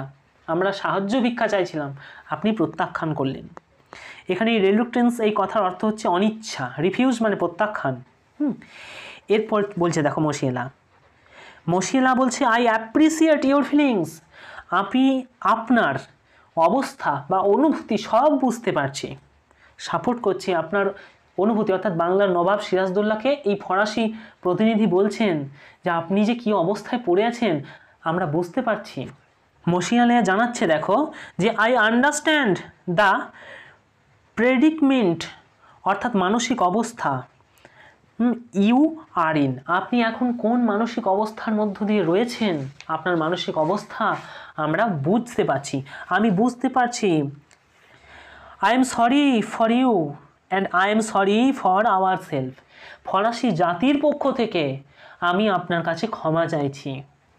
মসিয়ে-লা জানাচ্ছে দেখো, we have no other choice than to leave this land which we have learn to love. অর্থাৎ এই যে ভূমি, এই বঙ্গভূমি যেটাকে আমরা সত্যিই খুব ভালোবেসেছিলাম এবং বঙ্গভূমি থেকে ফরাসি জাতি অনেক ভালোবাসা মর্যাদা পেয়েছিল, কিন্তু এই বঙ্গভূমি ছেড়ে আমাদের চলে যেতেই হবে। তাছাড়া আমাদের কাছে এই ফরাসি জাতির কাছে আজ আর কোনো উপায় নেই। বাংলার নবাব যিনি শাসক তিনিও বলে দিলেন তিনি কিছুই করতে পারবেন না, তাহলে ফরাসি জাতিকে চলে যেতেই হবে ইংরেজদের কারণে। এখানে মসিয়ে-লা আরও জানিয়ে দিচ্ছেন দেখো, allow me your excellency to warn you that you are in a great danger. এখানে মসিয়ে-লা বলছে যে আমরা তো চলে যাচ্ছি, আমরা চলে যাব, তাছাড়া আর কোনো উপায় নেই, মনের দুঃখে চলে যেতে হবে, কিন্তু তা সত্ত্বেও আপনাকে মহানুভব একটা উপদেশ দিয়ে যায় বা কিছু সতর্ক বার্তা দিয়ে যায় যে আপনি কিন্তু ভবিষ্যতে কোনো ভয়ানক সংকট, ভয়ানক কোনো বিপদের মুখোমুখি হতে চলেছেন। এখানে মসিয়ে-লা স্পষ্টই জানিয়ে দিচ্ছে দেখো যে অন আওয়ার ডিপারচার, অর্থাৎ আমাদের এই বঙ্গভূমি ত্যাগ করে যাওয়ার পর, ফ্রম দিস ল্যান্ড অর্থাৎ এই বঙ্গভূমি ছেড়ে যাওয়ার পর, smothered flame will blast forth and will destroy you kingdom and people. অর্থাৎ স্মোথার্ড মানে একটা লুকায়িত, লুকিয়ে থাকা যে আগুনের স্ফুলিঙ্গ সেটা কিন্তু বিস্ফোরিত হবে এবং আপনার এই রাজত্ব এবং সমস্ত মানুষজনকে বিপদের মধ্যে ফেলবে। এরপর সিরাজ সিংহাসন হইতে নেমে আসছেন। মসিয়ে-লার এই ব্যথা ভুলিয়ে দিতে সিরাজ এখানে সে কিছুই করতে পারছে না, সে নিরুপায়, তাই সিরাজ নেমে এসে সান্ত্বনা দিচ্ছে মসিয়ে-লাকে।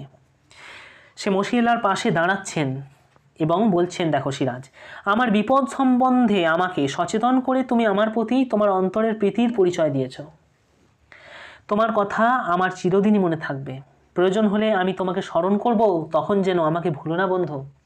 এখানে মসিয়ে-লাকে ফরাসি প্রতিনিধিকে সিরাজদৌল্লা কিন্তু বন্ধু বলে সম্বোধন করছে।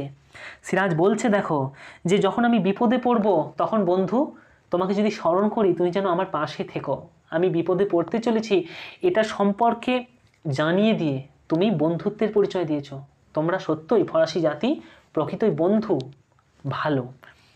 মসিয়ে-লা বলছে I know we shall never meet, আমি জানি আমাদের আর কখনো দেখা হবে না। দুইজনে এবার চুপচাপ, অর্থাৎ মসিয়ে-লা দুঃখ করেই বলছে যে আপনি যতই বলুন তবু আর আমাদের দেখা হবে না। ফেয়ারওয়েল ইউর এক্সেলেন্সি, মহানুভব আপনার কাছ থেকে বিদায় চাইছি। ফরাসি প্রতিনিধি মসিয়েলা তিনি বিদায় নিয়ে চলে গেলেন। এরপর সিরাজদৌল্লা দ্রুত ফিরিয়া রাজা রাজবল্লভের নিকট অগ্রসর হইলেন। রাজা রাজবল্লভ প্রথমেই কিছু বলতে চেয়েছিলেন, তাকে হঠাৎ থামিয়ে দিয়েছিলেন নবাব, এবং তিনি মসিয়েলার কথাটা আগে শুনেছিলেন। এরপর তাই তিনি রাজবল্লভের কথাটা শুনতে চাইছেন। সিরাজ বলছে, আপনি যেন কি বলবার জন্য ব্যাকুল হয়ে উঠেছিলেন রাজা? রাজবল্লভ বলছে, এখন সে কথা নিরর্থক। অর্থাৎ আমি কি বলতে চেয়েছিলাম? রাজবল্লভ বলছেন যে আমি যা বলতে চেয়েছিলাম সেটা এখন বলে আর কোনো লাভ নেই। সিরাজ হাসিয়া বলিলেন, সিরাজদৌল্লা বাংলার নবাব তিনি হাসছেন। তিনি বলছেন, জানেন তো আমাকে কোনো কথা বলেই লাভ নেই, সর্বচিকিৎসার বাইরে আমি। অর্থাৎ আমি এমন একজন শাসক যার সভাসদেরা আমাকে এই রকম চোখেই দেখে, আমাকে আর কোনো কথা বলেই হয়তো লাভ হবে না। সিংহাসনের দিকে অগ্রসর হইলেন। বাংলার নবাব এরপর নিজের সিংহাসনের দিকে এগিয়ে এলেন। রাজবল্লভ বলছেন, ওয়াট সাহেবকে ওরকম করে বিদায় না দিলেই চলতো। অর্থাৎ ইংরেজ প্রতিনিধি ওয়াটসকে ওই রকমভাবে অপমান করে তিক্ততার সাথে বিদায় না দিলেই হয়তো ভালো হতো। এখানে দেখো, এই রাজবল্লভ এরা কিন্তু সিরাজের বিরুদ্ধে চক্রান্তকারী, অর্থাৎ ইংরেজদের হয়ে এরা কথা বলছে, কারণ এরা চাইছে সিরাজদৌল্লার সাথে ইংরেজদের সংঘাত হোক। এদের একটা পুরো দল আছে, সেটা আমরা নাটকের পরে পাবো। রাজবল্লভ বলছেন যে ওয়াটস সাহেবকে এরম করে বিদায় না দিলেও হতো। সিরাজ ফিরিয়ে আসলেন। সিরাজদৌল্লা সিংহাসন থেকে আবার ফিরে এলেন, অর্থাৎ তিনি সিংহাসনে বসতে যাচ্ছিলেন, তিনি আবার ফিরে এলেন। বাংলার নবাব এবার বলছেন, দেখো যে ওয়াটস, ক্লাইভ, ওয়াটসন কোম্পানির কথা থাক, ইংরেজ, ফরাসি, পর্তুগিজ প্রসঙ্গ পরিহার করুন, নিজেদের কথা বলুন রাজা, নিজেদের কথা ভাবুন। অর্থাৎ বিদেশি জাতি, ইংরেজ, ফরাসি এরা কি করছে কি করবে এসব নিয়ে আর আলোচনা নয়, বাদ দিন, নিজেদের কথা বলুন, নিজেদের কথা ভাবুন। জগৎ শেঠ তিনিও কিন্তু এই সিরাজদৌল্লার বিরুদ্ধে একজন চক্রান্তকারী। তিনি বলছেন, দেখো ভাবা যখন উচিত ছিল তখন যে কিছুই ভাবেননি জাহাপনা। অর্থাৎ এখন আর ভেবে কিছু লাভ নেই, এখন সমস্ত কিছু হাতের বাইরে চলে গেছে। অর্থাৎ ইংরেজদের সাথে সংঘাত এখন কিন্তু স্পষ্ট, আর কিছু করে কিছু লাভ নেই। ভাবা যখন উচিত ছিল আপনি কিছুই ভাবেননি। সিরাজ দ্রুত তাহার দিকে ফিরিলেন, অর্থাৎ জগৎ শেঠের কাছে তিনি যাচ্ছেন। বাংলার নবাব জগৎ শেঠকে তিনি বলছেন, দেখো সে অপরাধ কি বারবার আমি স্বীকার করিনি?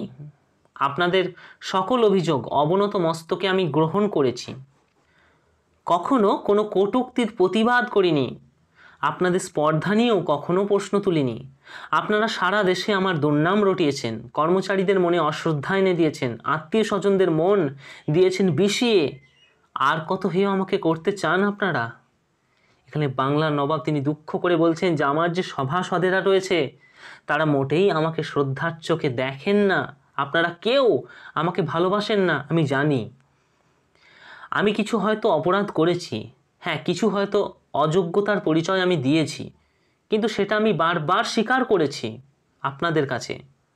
আপনাদের সমস্ত অভিযোগ সব কিছু আমি মাথা নত করে মেনে নিয়েছি, কখনো কোনো অভিযোগের কোনো কটূক্তির আমি প্রতিবাদ করিনি।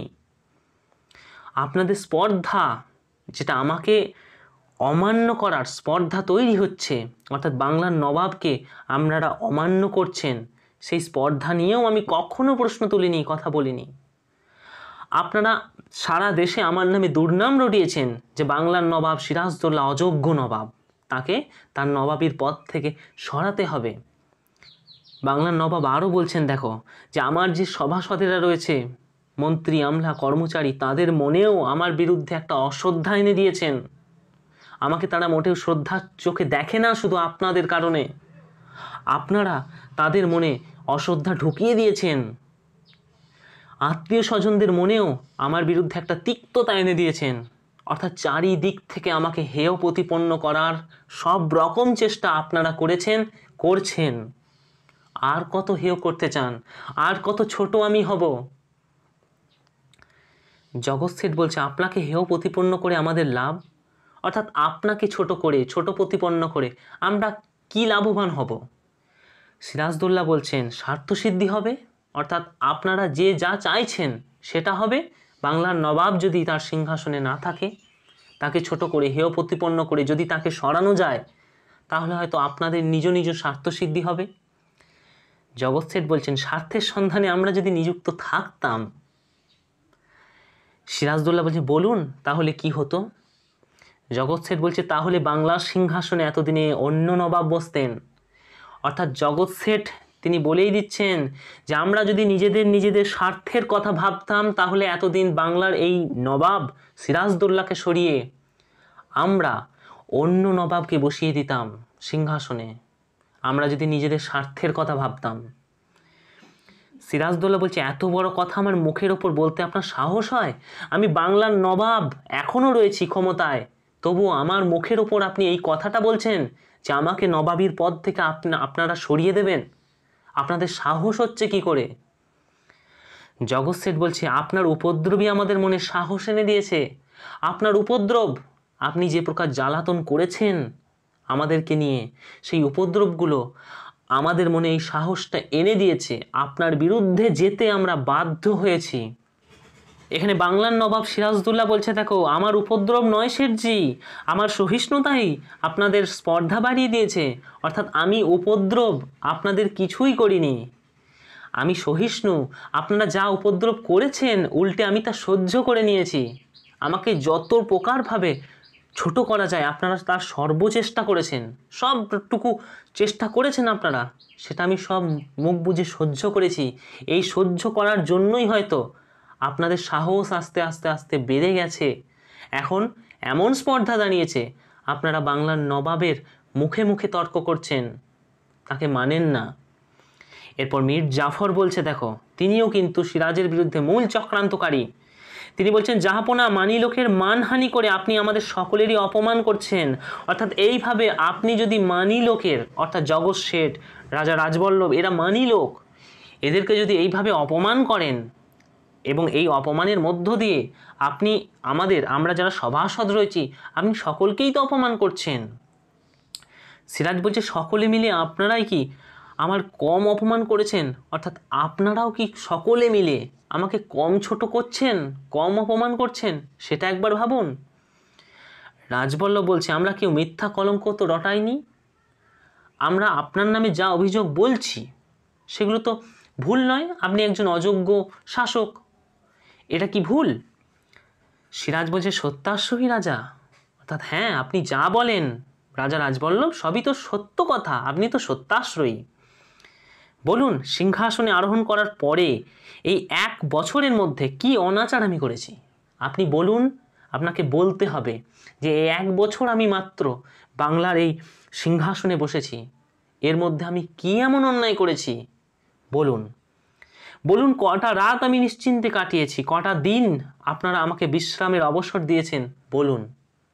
অর্থাৎ সিরাজদৌল্লা এখানে বলছেন যে বাংলার এই সিংহাসনে আমি যবে থেকে বসেছি আমি কটা দিন শান্তিতে ঘুমিয়েছি, আমি কটা দিন শান্তি পেয়েছি, বলুন। রাজবল্লভ বলছেন আপনার দৈনন্দিন জীবনযাপন প্রণালী আমাদের কণ্ঠস্থ থাকবার কথা নয়। অর্থাৎ আপনি কখন ঘুমিয়েছেন, আপনি কখন শান্তিতে থেকেছেন, আমাদের এই আপনার দৈনন্দিন জীবনযাপন এটা নিয়ে জানার কোনো কথা নয়। সিরাজদৌল্লা বলছেন অথচ কবে, কোথায়, কখন, কোন অনাচার আমি করেছি তা আপনারা নির্ভুল বলে দিতে পারেন। অর্থাৎ আমি কখন শান্তিতে ঘুমিয়েছি, কখন শান্তিতে থেকেছি এটার খবর আপনারা রাখেননি। বাংলার নবাব শান্তিতে আছেন কিনা এটা জানার আপনাদের কোনো প্রয়োজন নেই, কিন্তু আমি কখন কি দোষ করেছি, কোন অন্যায় করেছি এই খবরটা তো আপনারা রেখেছেন। বাহ। রাজবল্লভ বলছে পারি এই জন্যই যে পাপ কখনো চাপা থাকে না। অর্থাৎ আপনি পাপী, আপনি পাপ করেছেন, অন্যায় করেছেন এবং সেই অন্যায় কখনো চাপা থাকবে না। এই জন্য আমরা আপনার এই ভুলগুলোকে ধরেছি এবং মনে রেখেছি। সিরাজ বলছে পাপ যে চাপা থাকে না, হোসেন কুলি প্রাণ দিয়ে তা বুঝিয়ে দিয়ে গেছে। হোসেন কুলি প্রাণ দিয়েছে এবং সে প্রাণ দিয়ে সেটা বুঝিয়ে দিয়ে গেছে। সে অন্যায় করেছিল, অন্যায়ের শাস্তি স্বরূপ সে মারা গেছে।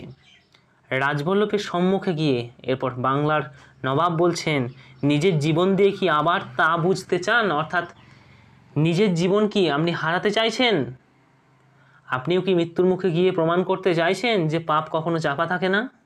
অর্থাৎ আপনারাও তো পাপী, আপনারা বাংলার নবাবের বিরুদ্ধে চক্রান্ত করছেন, এটা কি কম অন্যায়? রাজবল্লভ মাথা নিচু করলেন। শেঠজি, জাফর আলী খাঁ, আপনাদের যে শ্রদ্ধেয় বন্ধুর মুখের দিকে একবার চেয়ে দেখুন। বাংলার নবাব বলছে, শেঠজি, জাফর আলী খাঁ, আপনাদের শ্রদ্ধেয় এই বন্ধু রাজবল্লভ, এনার দিকে একবার চেয়ে দেখুন।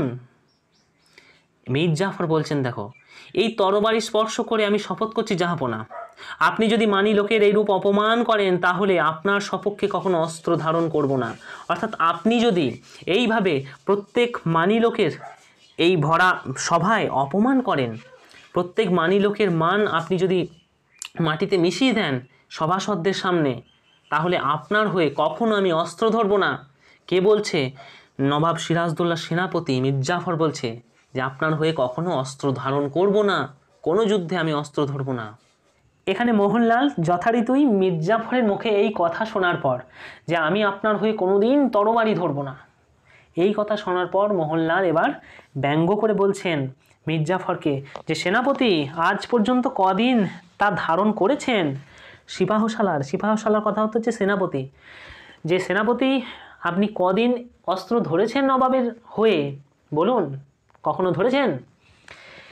মীর জাফর বলছেন, পূর্ণিয়ার যুদ্ধে অপদার্থ শওকতকে হত্যা করে বুঝি এই স্পর্ধা হয়েছে মোহনলাল?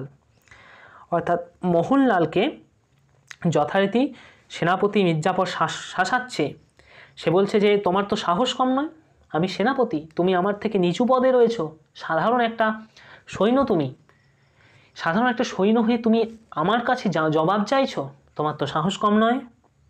অপদার্থ শৌকত, অর্থাৎ যে যুদ্ধে অপটু ছিল শৌকত, এই শৌকতকে হত্যা করে পূর্ণিয়া যুদ্ধে এই মোহনলাল হত্যা করেছিল।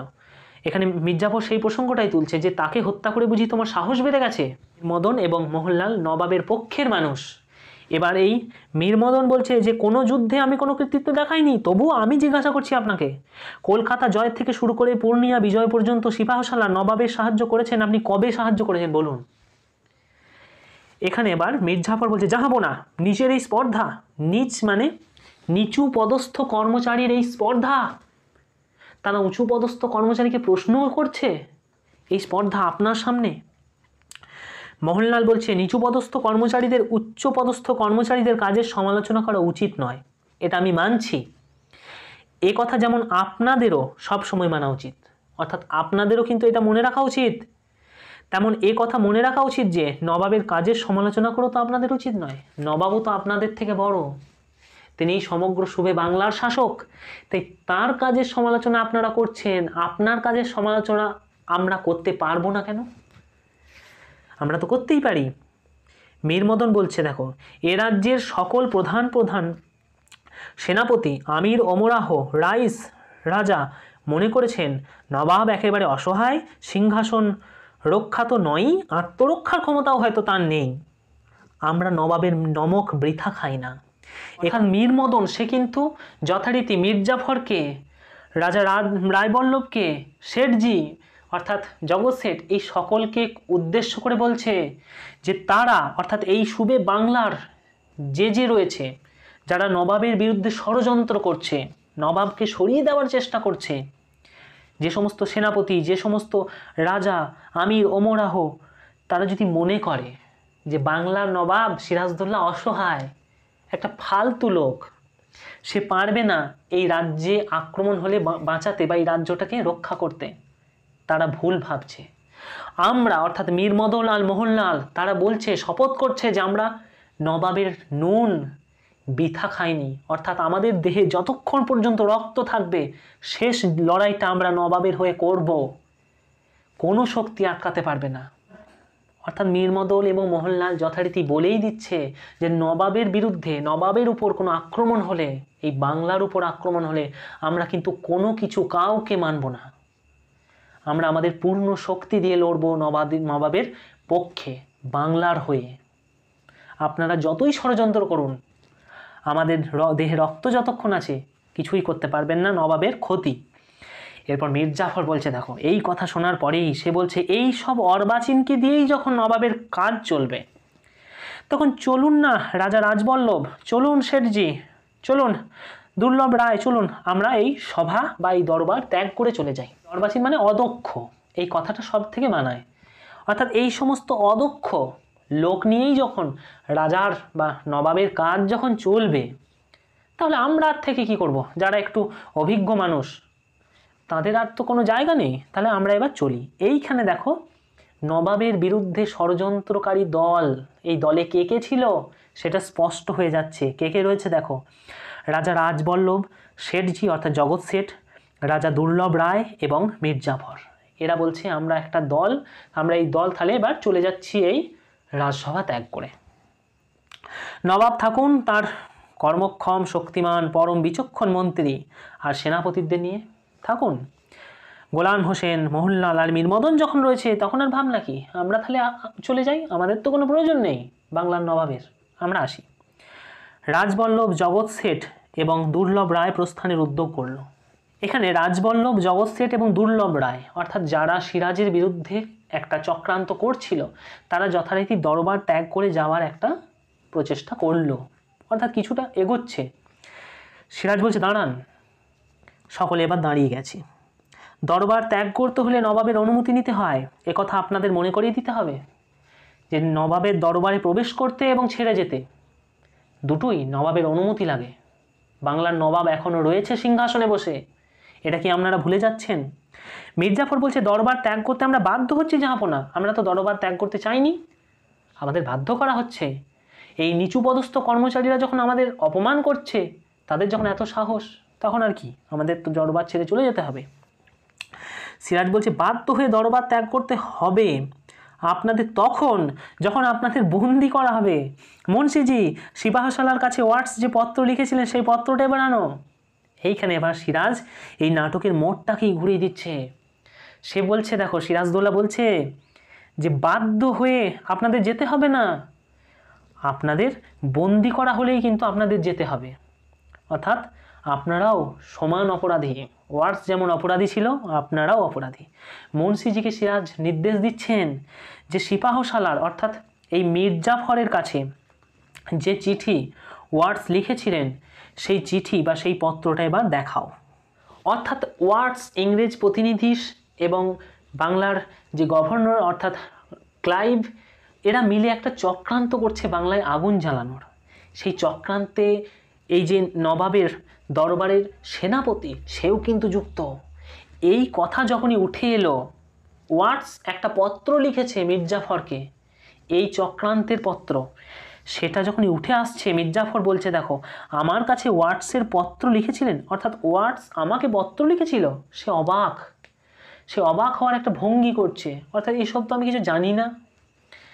সিরাজ বলছে হ্যাঁ নবাবে সিপাহসালার, খোঁজা পিদ্রুর মারফত ওয়াটস এই পত্রখানি আপনার উদ্দেশ্যেই তো পাঠিয়েছিল, কিন্তু আপনার দুর্ভাগ্যবশত আমার হাতে এই পত্র চলে এসেছে, দুর্ভাগ্যবশত আমার হাতে এই পত্র পড়ে গেছে, দেখতে চান এই পত্র? মীর জাফর বলছে নবাবের অনুগ্রহ হলে দেখব। সিরাজ বলছে সভাসদদের শুনিয়ে দেব কি লেখা আছে এই পত্রে।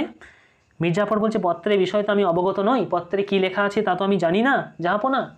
তাই সিরাজ বলছে সবাইকে শুনিয়ে আপনাকে লজ্জা দেব না, আপনি আমার সিপাহসালার, আপনি এখনও আমার সেনাপতি, তাই আপনাকে ছোট করব না, পত্রখানা আপনাকে দেখতেও দেব না, কারণ তাহলে তো যে উদ্দেশ্যে পত্র পাঠানো হয়েছে অর্থাৎ পত্রের বিষয় আপনি জেনে যাবেন, আপনি তো পত্রটা জানেনই না, সব জেনে যাবেন, সেটা কিন্তু করতে আমি দেব না। মীর জাফর বলছে জাহাপনা তাহলে কি করবেন স্থির করেছেন? সিরাজ বলছে রাজদ্রোহে লিপ্ত প্রজা সম্বন্ধে কি করা উচিত সেটাই করব। রাজদ্রোহে অর্থাৎ এই রাজার বিরুদ্ধে বা শাসকের বিরুদ্ধে ষড়যন্ত্র করার অপরাধে মানুষের সাথে যা করা হয় সেটাই করা হবে। মীর জাফর কোনো কথা বলল না। এবার রাজা রাজবল্লভ বলছে দেখো যে আমারও কোনো গোপন লিপি অর্থাৎ কোনো চিঠি কি জাহাপনা আপনার কাছে আছেন, আপনি কি আবিষ্কার করতে পেরেছেন? সিরাজ বলছে রাজা রাজবল্লভকে আমরা তো চিনি, তিনি কাঁচা কাজ করবেন না। জাফর আলী খাঁ অর্থাৎ মীর জাফরের মতো কাঁচা কাজ, চিঠির মারফত ষড়যন্ত্র, সেটা হয়তো রাজা রাজবল্লভ করবে না, সে হয়তো সরাসরি গিয়ে ষড়যন্ত্র করে আসবে। অর্থাৎ কি, চিঠির মারফত ষড়যন্ত্র করলে তার একটা প্রমাণ থাকে, কিন্তু যখন সরাসরি গিয়ে সেই ষড়যন্ত্রের কথা বলে আসা হয় তার কোনো প্রমাণ থাকে না। রাজা রাজবল্লভ এই ধরনের চালাক মানুষ, সে চিঠির মারফত ষড়যন্ত্র করবে না। মীর জাফর বলছে, নবাব কি প্রকাশ্য দরবারেই আমার বিচার করতে চাইছেন? নবাব তার দিকে চাহিলেন, তিনি সিংহাসন হইতে নামিয়ে আসিলেন। সিরাজ বলছে, জাফর আলী খাঁ, আজ বিচারের দিন নয়, আজ আমি বিচার করতে বসিনি, আজ আমি বিচার করতে চাইও না। সৌহার্দ্য স্থাপনের দিন, অর্থাৎ আজকে ভালোবেসে সকলকে বুকে জড়িয়ে নেওয়ার বা মিলন স্থাপনের একটা দিন।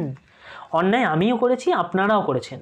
খোদা তালার কাছে, অর্থাৎ আল্লাহর কাছে, ঈশ্বরের কাছে কে বেশি অপরাধী তা তিনি বিচার করবেন। অর্থাৎ উপরওয়ালা আল্লাহ রয়েছেন, খোদা তালা রয়েছেন, তিনি বিচার করবেন, আমি বিচার করার কেউ নই। বাংলার নবাব সিরাজদৌল্লা বলছেন, তিনি কতটা মহানুভব, কত ভালো মনের মানুষ। তিনি বলছেন, আমিও অপরাধ করেছি হয়তো কিছু, হ্যাঁ আমি নবাব হিসাবে হয়তো কিছু অযোগ্য বটি, আপনারাও অপরাধ করেছেন, কিন্তু এর বিচার আমি করব না, উপরওয়ালা আল্লাহ করবেন, পরমেশ্বর করবেন। আর আপনাদের কাছে এই ভিক্ষা যে, আমাকে শুধু এই আশ্বাস দিন যে বাংলার এই দুর্দিনে আমাকে ত্যাগ করবেন না। আজ সমগ্র বাংলা দুর্দিনে কবল। মহানুভব শাসক নবাব সিরাজদৌল্লা তিনি বলছেন যে আজ বিচারের দিন নয়, তাই আজ আপনাদের কাছে এই ভিক্ষা যে আমাকে শুধু এই আশ্বাস দিন যে বাংলার এই দুর্দিনে আমাকে ত্যাগ করবেন না। অর্থাৎ আপনারা যারাই রয়েছেন সভাসদেরা, তারা আমার কাছে শপথ করুন যে বাংলার এই যে দুর্দিন ঘনিয়ে আসছে, যেখানে ইংরেজরা বাংলার এই রাজত্ব দখল করার একটা চেষ্টা করছে, তাদের হাতে বাংলা যদি একবার চলে যায় তাহলে বাংলা তথা সমগ্র ভারতবর্ষের বুকে একটা অন্ধকার নেমে আসবে। আমরা সবাই পরাধীন হয়ে যাব অন্য একটা জাতির কাছে। তাই এই দুর্দিন আসার আগে আমাকে সাহায্য করুন। এখানে এরপর দেখো বলছে, রাজবল্লভ বলছে, এই দুর্দিনের জন্য কে দায়ী জানাব? অর্থাৎ এই দুর্দিনের জন্য আপনিই তো দায়ী। সিরাজ বলছে, আবারও বিচার রাজা, আবার সেই একই কথা আপনি বলছেন কেন? আমি তো বললাম বিচার করবেন আল্লাহ, উপরওয়ালা, খোদা তালা, আমি কেউ নই, আবার কেন একই কথা বলছেন? রাজা রায়বল্লভ সিরাজ বলছেন, এরপর রাজবল্লভ বলছেন, দেখো বিচার নয় জাহাপনা, আমি বলতে চাই যে এখনও সময় আছে। ইস্ট ইন্ডিয়া কোম্পানির সাথে একটা আপোষ করে নিন না, তাদের সাথে কিছু মিটমাট করে নিন, এখনও তো সময় রয়েছে, বেকার বেকার ঝামেলা করে কিছু লাভ নেই। সিরাজ বলছে, ইস্ট ইন্ডিয়া কোম্পানির সঙ্গে আপোষ? রাজা, ওয়াটসের সঙ্গে ঘনিষ্ঠভাবে মিশেও কি আপনারা তাদের মনোভাব বুঝতে পারছেন না? কলকাতায় সৈন্য সমাবেশ করিয়েছে, চন্দননগর আক্রমণ করেছে, কাশিম বাজার অভিমুখে তারা সৈন্য পাঠাচ্ছে, এ কি শান্তি স্থাপনের জন্য? তা তো নয়, ইংরেজরা বাংলায় আগুন লাগাতে চাইছে। তারা কারোর কথা শুনবে না, নবাবের কথাও শুনতে চাইছে না, তারা চাইছে সরাসরি যুদ্ধ হোক। বাংলার নবাবকে সরিয়ে তারা তাদের রাজত্ব কায়েম করতে চাইছে। এখানে এবার দেখো জগৎ শেঠ বলছেন, দেখো নবাব যদি কলকাতা আক্রমণ না করতেন তাহলে তো এসব কিছু হতো না, অর্থাৎ এই ইংরেজদের সাথে একটা সংঘাত তৈরিই হতো না। নবাব বেকার বেকার ইংরেজদের সাথে একটা ঝামেলা তৈরি করলেন কলকাতার ফোর্ট উইলিয়াম দুর্গ আক্রমণ করে। সিরাজ বলছে, কলকাতার দুর্গকে তারা যদি দুর্ভেদ্য করে তুলতে না চাইতো তাহলে আমাকেও কলকাতা আক্রমণ করতে হতো না। অর্থাৎ তারা আমাকে না জানিয়ে কলকাতায় দুর্গ নির্মাণ করেছিল, কলকাতার দুর্গে নানা রকম তারা কাজ করছিল আমাকে না জানিয়ে, তাহলে এইগুলো জেনেও কি আমি চুপ থাকতাম? দেখো এবার এখানে সিরাজদৌল্লা বলছে যে বাংলাদেশ অরাজক ছিল না, বাংলাদেশে এরকম অরাজক পরিস্থিতি জোর করে দখল করার একটা ব্যাপার ছিল না। ইংরেজদের আগমনের পর থেকেই, বিভিন্ন বিদেশি কোম্পানির আগমনের পর থেকেই কিন্তু এগুলো চলছে, ঘটছে। কোম্পানির দুর্গ প্রতিষ্ঠার কি প্রয়োজন ছিল বলতে পারো? অর্থাৎ ফোর্ট উইলিয়াম দুর্গ প্রতিষ্ঠা করে কোম্পানি কি করতে চাইছে বলতে পারো? তারা এই বাংলাকে দখল করতে চাইছে, কিন্তু তারা যদি শান্তিতে ব্যবসা করতে চাইতো তাদের এইগুলো করার তো কোনো প্রয়োজন ছিল না। তারা সরাসরি নবাবের কাছে এসে একটা পারমিশন নিয়ে দুর্গ তো স্থাপন করতে পারতো, কিন্তু তারা তা করলো না। কেন? তারা ইচ্ছা করেই চাইছে নবাবের সাথে যেন একটা ঝামেলা হোক, যুদ্ধ হোক, ইংরেজরা চাইছে। মীর জাফর বলছে, আপনি আমাদের কি করতে বলছেন তাহলে জাহাপনা? সিরাজ বলছে, সবার আগে বলি, বাংলার মান, বাংলার মর্যাদা, বাংলার স্বাধীনতা রক্ষার প্রয়াসে আপনারা আপনাদের শক্তি দিয়ে, বুদ্ধি দিয়ে সর্বরকম আমাকে সাহায্য করুন। অর্থাৎ এই বাংলারকে বাঁচাতে, এই বাংলার শান্তি শৃঙ্খলা ফিরিয়ে আনতে, সেটা যাতে বিদেশি জাতির হাতে চলে না যায়, তার জন্য সর্বোচ্চ চেষ্টা আপনারা করুন। আপনাদের যার যেমন সামর্থ্য আছে সবটুকু আমাকে দিয়ে দিন। আপনাদের সকলের সমবেত চেষ্টার ফলে যদি এই বিপদ থেকে আমরা পরিত্রাণ পাই, তাহলে একদিন আপনারা আমার বিচারে বসবেন। তখন সেদিন যে দণ্ড আপনারা দেবেন আমি মাথা পেতে নেব। মহানুভব বাংলার নবাব সিরাজদৌল্লা, তিনি কতটাই মহান। তিনি বলছেন, আগে বাংলাকে বাঁচান, বাংলা সবার আগে, আমি নই। তারপর বাংলাকে বাঁচানো হয়ে গেলে আপনারা আমার বিচার করবেন, তখন যে দণ্ড দেবেন আমি মাথা পেতে নেব। দেখো বলছি, আমাকে অযোগ্য মনে করে আর কাউকে যদি সিংহাসনে বসাতে চান, হ্যাঁ আমি সিংহাসন ছেড়েও দেব, আমি হৃষ্ট মনে মেনে নেব, অর্থাৎ খুশিতে মেনে নেব। আমাকে যদি অযোগ্য মনে হয় আমি সরে যাব, সিংহাসনে আমি বসে থাকবো না, কিন্তু আগে বাংলাকে বাঁচান। সকলে এবার নীরব, চুপ হয়ে গেছে বাংলার নবাবের মুখে এই আরতি শুনে। জাফর আলী খাঁ, আপনি শুধু সিপাহ সালার নন, আপনি আমার পরম আত্মীয় একজন। বিপদে আপনজন জেনে বুকে ভরসা দিয়ে যার কাছে দাঁড়ানো যায়, আপনি সেই রকম একজন আত্মীয়। অর্থাৎ বিপদে যে আশ্রয় দেয়, আপনি তো সেই রকম আত্মীয় আমার। লোভে পড়ে অথবা মোহের বশে মানুষ অনেক সময় অনেক অন্যায় কাজ করে ফেলে, কিন্তু কর্তব্যের আহ্বানে লোভ মোহ জয় করে মেরুদণ্ড সোজা করে দাঁড়াতে পারে এরাই তো পুরুষ। সে পৌরুষ আপনার আছে আমি জানি। এখানে মীর জাফরের মনে কিন্তু সাহস নিয়ে আসার চেষ্টা করছেন সিরাজদৌল্লা। তিনি বলছেন, আপনি ভালো মানুষ, আমি জানি আপনি মোহের বশবর্তী হয়েছেন, আপনি লোভে পড়ে গেছেন। ইংরেজরা আপনাদেরকে, যারা আমার বিরুদ্ধে ষড়যন্ত্র করছেন, সবাইকে হয়তো অনেক লোভ দেখিয়েছে, কিন্তু লোভের কাছেও মোহের কাছেও আমাদের এই কর্তব্য অনেক বড়। বাংলা আমাদের নিজেদের আশ্রয়স্থল। এই বাংলা মায়ের বুকে যদি অন্য জাতির শাসন হয়, সেটা দেখতে কিন্তু আরও খারাপ লাগবে। তাই আপনারা আপনাদের সবটুকু দিয়ে বাংলাকে বাঁচান। এরপর দেখো, আবার সিরাজদৌল্লা বলছেন, এর একটা লম্বা ডায়লগ চলছে নবাবের। বলছেন, দেখো, রাজা রায়বল্লভ, ভাগ্যবান জগৎ শেঠ, শক্তিমান রায় দুর্লভ, বাংলা শুধু হিন্দুর নয়, বাংলা শুধু মুসলমানের তো নয়, এই মিলিত হিন্দু মুসলমানের মাতৃভূমি গুলবাগই বাংলা। এখানে সিরাজদৌল্লা একটা দুর্দান্ত কথা বলছেন। বাংলার নবাব, মহানুভব নবাব, তিনি বলছেন, দেখো, যে বাংলা শুধু এই মুসলিম শাসক বলে মুসলিমের বাংলা তা তো নয়, বাংলা হিন্দু শাসক বলে হিন্দুর তা তো নয়, বাংলা হিন্দু মুসলমান সকলের মিলিত মাতৃভূমি, সকলের কাছেই বাংলা মায়ের স্থান সমান। বাংলা মা সকলকে আপন করে নিয়েছে।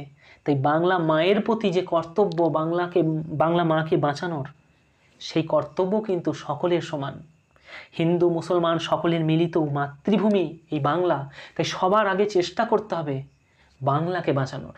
তারপর কে শাসক সেটা পরের কথা। অপরাধ আমি যা করেছি তা মিলিত হিন্দু মুসলমানের কাছে করেছি। আঘাত যা পেয়েছি তাও হিন্দু মুসলমান মিলিত সবার কাছেই পেয়েছি। পক্ষপাতিত্বের অপরাধে কেউ আমরা অপরাধী নই। সুতরাং আমি মুসলমান বলে আমার প্রতি আপনারা বিরূপ হবেন না। বলছে, আমি মুসলমান শাসক, তাই বলে আপনারা যারা হিন্দু শাসক রয়েছেন তারা আমার প্রতি রুষ্ট কেন? আমি আপনাদের কাছে কি এমন অপরাধ করেছি? হিন্দুদের কাছে কিছুই করিনি। আমি যা করেছি সব মানুষের কাছে করেছি, হিন্দু মুসলিম সবার কাছে। যে আমার প্রতি সিরাজদৌল্লা বলছেন, আপনারা রুষ্ট থাকবেন না। হিন্দু মুসলমান সকলের মাতৃভূমি এই বাংলা। সকলের প্রচেষ্টাতেই এই বিপদ থেকে কিন্তু উত্তরণ পাওয়া যাবে। বাংলার ভাগ্যাকাশে আজ দুর্যোগের ঘনঘটা। সিরাজদৌল্লা বলছেন যে বাংলা মায়ের ভাগ্যাকাশ, অর্থাৎ বাংলার ভবিষ্যৎ আজ ডুবতে চলেছে। তার শ্যামল প্রান্তরে আজ রক্তের আলপনা, অর্থাৎ বাংলার এই শ্যামল সবুজ প্রান্তর আজ রক্তে ভিজতে চলেছে। জাতির সৌভাগ্য সূর্য আজ অস্তচলগামী। বাংলা তথা বাঙালি এই যে জাতি, এই বাঙালি জাতির যে সৌভাগ্যের সূর্য, উন্নতির যে পথ, সেই উন্নতির পথ আজ অস্ত যেতে বসেছে। অর্থাৎ ইংরেজরা যদি একবার ক্ষমতায় চলে আসে, সিরাজদৌল্লা এখানে সেই আশঙ্কাটাই তুলে ধরছেন, তাহলে এই বাঙালি জাতি তথা এই বাংলা আর কিছুই থাকবে না। সমস্ত কিছু ছারখার হয়ে যাবে এই বাংলার এই ঐতিহ্য গৌরব তথা সমগ্র ভারতবর্ষ এর ফল কিন্তু ভোগ করবে, সেই আভাস কিন্তু এখানে সিরাজদৌল্লা দিয়ে দিচ্ছেন। অর্থাৎ তিনি বলছেন প্রাণপণ দিয়ে ইংরেজদের এখানেই কিন্তু আটকে দিতে হবে, নাহলে এর থেকেও বড়সড় বিপদ ঘনিয়ে আসতে চলেছে। এখানে বাংলার নবাব বলছে দেখো যে শুধু সুপ্ত সন্তান শিয়রে রুদ্ধমানা জননী নিশাবসনের অপেক্ষায় প্রহর গণনায় রত। সুপ্ত সন্তান শিয়রে অর্থাৎ সুপ্ত মানে ঘুমিয়ে থাকা, অর্থাৎ বাংলার এই অগণিত সন্তান আজ ঘুমিয়ে আছে এবং সেই সন্তানের ঘুমিয়ে থাকা সন্তানের মাথার কাছে আজ এই বঙ্গজননী ক্রন্দনরতা, বাংলার জননী কাঁদছে।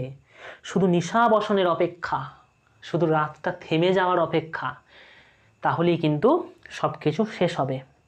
কে আশা দেবে, কে তাকে ভরসা দেবে? এই বঙ্গজননী কাঁদছে আজ লাঞ্ছিত ইংরেজদের কবলিত হয়ে। কে তাকে আশা দেবে, কে ভরসা দেবে, কে শোনাবে জীবন দিয়েও রোধ করব মরণের অভিযান? অর্থাৎ আমরা বাঁচাবো বঙ্গমায়ের সন্তান, আমরা এই বাংলাকে পরাজিত হতে দেব না, অপর কোনো জাতির হাতে এই বাংলাকে সঁপে দেব না। এটা কারা বলবে? সিরাজদৌল্লা কিন্তু সমস্ত এই সভাসদ তথা এই বাংলার মানুষের কাছে কিন্তু প্রশ্ন ছুড়ে দিচ্ছে যে জাতি ধর্ম নির্বিশেষে সব কিছু ভুলে গিয়ে এগিয়ে আসতে হবে। আমাদের কাছে প্রথম কাজই হচ্ছে ইংরেজদেরকে প্রোটেস্ট করা। এরপর দেখো মির্জাফর বলছে জাহাপনা নবাব। সিরাজ বলছে আপনি? হ্যাঁ আপনি সিপাহসালার, আপনি তা পারেন। মির্জাফর বলছেন আমি শপথ করছি জাহাপনা, আজ থেকে সর্বসময়ে সর্বক্ষেত্রে আপনার সহায়তা করব। অর্থাৎ মির্জাফর বলছে আমি সমস্ত কিছু ভুলে গেছি, ভুলে যাব, কোনো লোভ কোনো মোহের বশবর্তী আর হব না। আমি আপনার কাছে শপথ করে বলছি এবার থেকে এই বাংলার হয়ে আমরা আমাদের যে সর্বশক্তি আছে সেটা সমর্পণ করব, বাংলার হয়ে বাংলার সম্মান রক্ষার জন্য যা করতে হয় করব, মির্জাফর বলছে। এরপর মির্জাফরের মুখে এই কথা শোনার পর থেকেই দেখো মোহনলাল সে বলছে আমিও শপথ করছি সিপাহসালার সকল নির্দেশ আমি এরপর থেকে মাথা পেতে নেব। এরপর মীরমদন বলছে তাঁর আদেশে হাসি মুখে মৃত্যু বরণ করতে পারি, এই বাংলার জন্য, বাংলা মায়ের জন্য বৃহত্তর স্বার্থে প্রাণ বিসর্জন পর্যন্ত দিয়ে দেব। এই মীরমদন আর মোহনলাল এরকম বলছে। সিরাজ বলছে আমি ধন্য, আমি ধন্য আপনাদের মতো সৈন্য সামন্ত পেয়ে। গোলাম হোসেন বলছে এরপর দেখো, অর্থাৎ সিরাজের যে বিশ্বস্ত চাকর বিশেষ বা অনুচর বিশেষ, সে বলছে দেখো যে জনাব পলাশীর কথা আমাকে স্মরণ করিয়ে দিতে বলেছিলেন। পলাশীর কথা, পলাশীর প্রান্তরে যুদ্ধ আসন্ন, সেই কথা নবাব স্মরণ করিয়ে দিতে বলেছিলেন। সিরাজ বলছে হ্যাঁ পলাশী, সিপাহসালার পলাশীর প্রান্তরে আমাদের সৈন্য সমাবেশ করতে হবে। ক্লাইভের নেতৃত্বে কোম্পানির ফৌজ সেই পথে এগিয়ে আসছে। আপনার আদেশ পালন করার জন্য রায় দুর্লভ, ইফতার লতিফ, মোহনলাল, মীরমদন, সিনফ্রে সবাই নিজ নিজ সৈন্যবাহিনী নিয়ে সেখানে উপস্থিত থাকবেন। আমিও আপনার আদেশবহ হয়ে থাকব। আপনাদের আর আমি দরবারে আবদ্ধ রাখবো না, আপনারা পলাশীর উদ্দেশ্যে যাত্রা করুন। অর্থাৎ ব্রিটিশ কোম্পানি কিন্তু যথারীতি যুদ্ধের প্রস্তুতি শুরু করে দিয়েছে। তারা পলাশীর প্রান্তরে ব্রিটিশ সৈন্য সামন্ত পাঠিয়ে দিয়েছে, আসতে শুরু করেছে ধীরে ধীরে। এরপর সিরাজ তার সেনাপতিকে নির্দেশ দিলেন যে আমাদেরও সৈন্য সামন্ত সেই পলাশীর প্রান্তরে হাজির করা হোক, তোমরা সকলেই সেই উদ্দেশ্যে চলে যাও। এরপর প্রথমে সৈন্যাধ্যক্ষগণ এবং পরে সভাসদগণ সবাই একে একে এরপর দরবার ত্যাগ করে চলে যাচ্ছে পলাশীর উদ্দেশ্যে। রহিলেন শুধু সিরাজ আর গোলাম হোসেন, বিশ্বস্ত অনুচর গোলাম হোসেন আর সিরাজদৌল্লা বাংলার নবাব একা বসে রয়েছেন। সিরাজ চারিদিকে চাহিলেন, তারপর ধীরে ধীরে সিংহাসনের দিকে অগ্রসর হইলেন। সম্মুখে নইয়া পড়িয়া সিংহাসনের দিকে চাহিয়া রহিলেন, ঘাড় ঘুরাইয়া অস্ফুট কণ্ঠে ডাকিলেন। এরপর সিরাজ ধীরে ধীরে তার সিংহাসনের কাছে যাচ্ছে এবং সিংহাসনের কাছে গিয়ে সে এই গোলাম হোসেনকে ডাকছে। সিরাজ বলছে গোলাম হোসেন। গোলাম হোসেন বলছে হ্যাঁ জাহাপনা বলুন। সিরাজ বলছে সিংহাসন কি টলছে? টলছে মানে সিংহাসন কি এবার যেতে বসেছে? এই বাংলার সিংহাসন কি দুলছে? অর্থাৎ এমন একটা পরিস্থিতি কি আসতে চলেছে?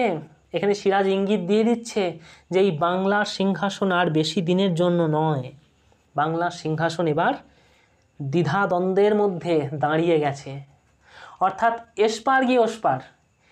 এবার হয়তো ইংরেজরা থাকবে, হয়তো সিরাজ থাকবে, অর্থাৎ নবাবের এই সিংহাসন থাকবে কিংবা এই সিংহাসনে ইংরেজরা বসবে, এই রকম। এই জন্য বলছে একটা দ্বন্দ্বের মধ্যে রয়েছে এই সিংহাসন, কোন দিকে কি হবে। এখানে গোলাম হোসেন বলছে, না জাহাপনা, সিংহাসন টলছে না, অর্থাৎ না জাহাপনা, কিছুই হয়নি। কেন সিংহাসন কেন টলবে? সিংহাসন তো আপনার জন্য, আপনার দম্ভে টিকে থাকবে।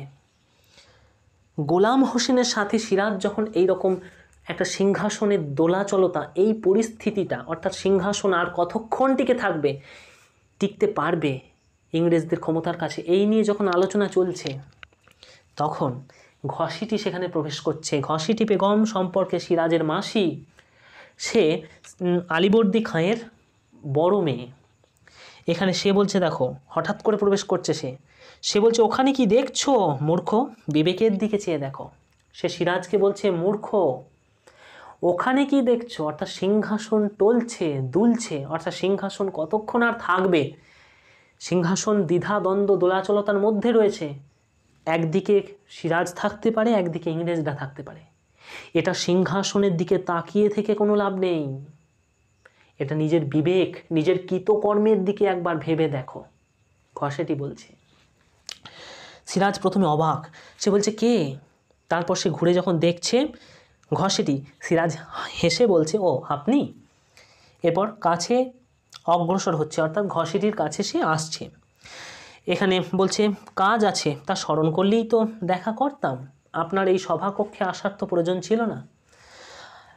ঘসেটি বলছে, নবাবের অবসরের বড়ই যে অভাব না, অর্থাৎ তাই তো, নবাব তো ব্যস্ত মানুষ, সে দেখা করতে আসবে, এটা কি সম্ভব? তাই আমিই চলে এলাম তার সাথে দেখা করতে। সিরাজ বলছে, বিপদ এমনই ঘনিয়ে এসেছে যে একেবারে দিশেহারা হয়ে পড়েছি। সিরাজ বলছে, এমন বিপদ ঘনিয়ে এসেছে। দেখো, সিরাজের সম্পর্কে মাসি হয় ঘসেটি, তার মাতৃসমা, মায়ের মতো তিনি তাকে দেখতেন। তাই তিনি তার কাছে সব কথা, প্রাণের কথা খুলে বলছেন যে বিপদ এমন ঘনিয়ে আসছে যে এই সিংহাসন আর টিকবে কিনা জানি না, এই বাংলার বুকে কি হবে কেউ জানে না, একেবারে দিশেহারা হয়ে পড়েছি, কি করব, কোথা যাব, কিছুই ভেবে উঠতে পারছি না। মাসিকে আপন ভেবে সিরাজ বলছে। ঘসেটি বলছে, এখনও বিপদ? ঘসেটি বেগম তোমার বন্দি, তুমি ঘসেটি বেগমকে বন্দি করেছ, তোমার যে মূল শত্রু ঘসেটি বেগম, সে বন্দি। হ্যাঁ, এখানে বলে রাখি, এই ঘসেটি বেগম আলীবর্দী খাঁয়ের বড় মেয়ে, সে কিন্তু চায়নি যে সিরাজ সিংহাসনে বসুক, সে চেয়েছিল তার পালিত পুত্র সিংহাসন পাক। এই জন্য এরপর থেকেই এই ঘসেটির সাথে সিরাজের একটা বাজে সম্পর্ক তৈরি হয়। ঘসেটি চেয়েছিল যে সিরাজের সর্বরকমভাবে ক্ষতি, যত রকমভাবে করা যায় ক্ষতি করব। তাই বলছে বিপদ, এখানে বিপদের কি আছে, এখনও কি বিপদ? ঘসেটি বেগমকে তুমি বন্দি করেছো, ঘসেটি বেগমই তো তোমার একমাত্র শত্রু, তাকে তুমি বন্দি করেছো। শওকত জং যে তোমার শত্রু ছিল, তাকেও তুমি মেরে দিয়েছো। প্রতিদ্বন্দ্বী আর কোথাও তো নেই, এখনও বিপদের ভয় কেন? বাংলার নবাবকে প্রশ্ন করছে ঘসেটি বেগম। সিরাজ বলছে, কোম্পানির ফৌজ কাশিম বাজার অভিমুখে আসছে, এটাই তো ভয়। কোম্পানির সেই দুর্দণ্ড প্রতাপ ক্ষমতার কাছে আমরা হয়তো আর পেরে উঠব না। ঘসেটি বলছে, আসছে অর্থাৎ অভিযান করেছে, অর্থাৎ সে খুব আনন্দিত। ঘসেটি বেগমের মনে একটা আনন্দ জেগে উঠছে, সে যেমন অবাক এবং আনন্দিত একসাথে, যে এতদিনে হয়তো তার মনস্কামনা পূর্ণ হতে চলেছে। ইংরেজরা যখনই এই কাশিম বাজার বা এই মুর্শিদাবাদ আক্রমণ করবে, তাহলে সিরাজের পতন হবে, সিরাজের মৃত্যু হবে, ঘসেটি বেগমের মনোকামনা পূর্ণ হবে। ঘসেটি খুব আনন্দিত। সিরাজ বলছে, সেই সংবাদই তো পেয়েছি। ঘসেটি বলছে, তাহলে মুর্শিদাবাদেও তারা আসবে, অর্থাৎ এই মুর্শিদাবাদও কিন্তু রক্ষা পাবে না হয়তো।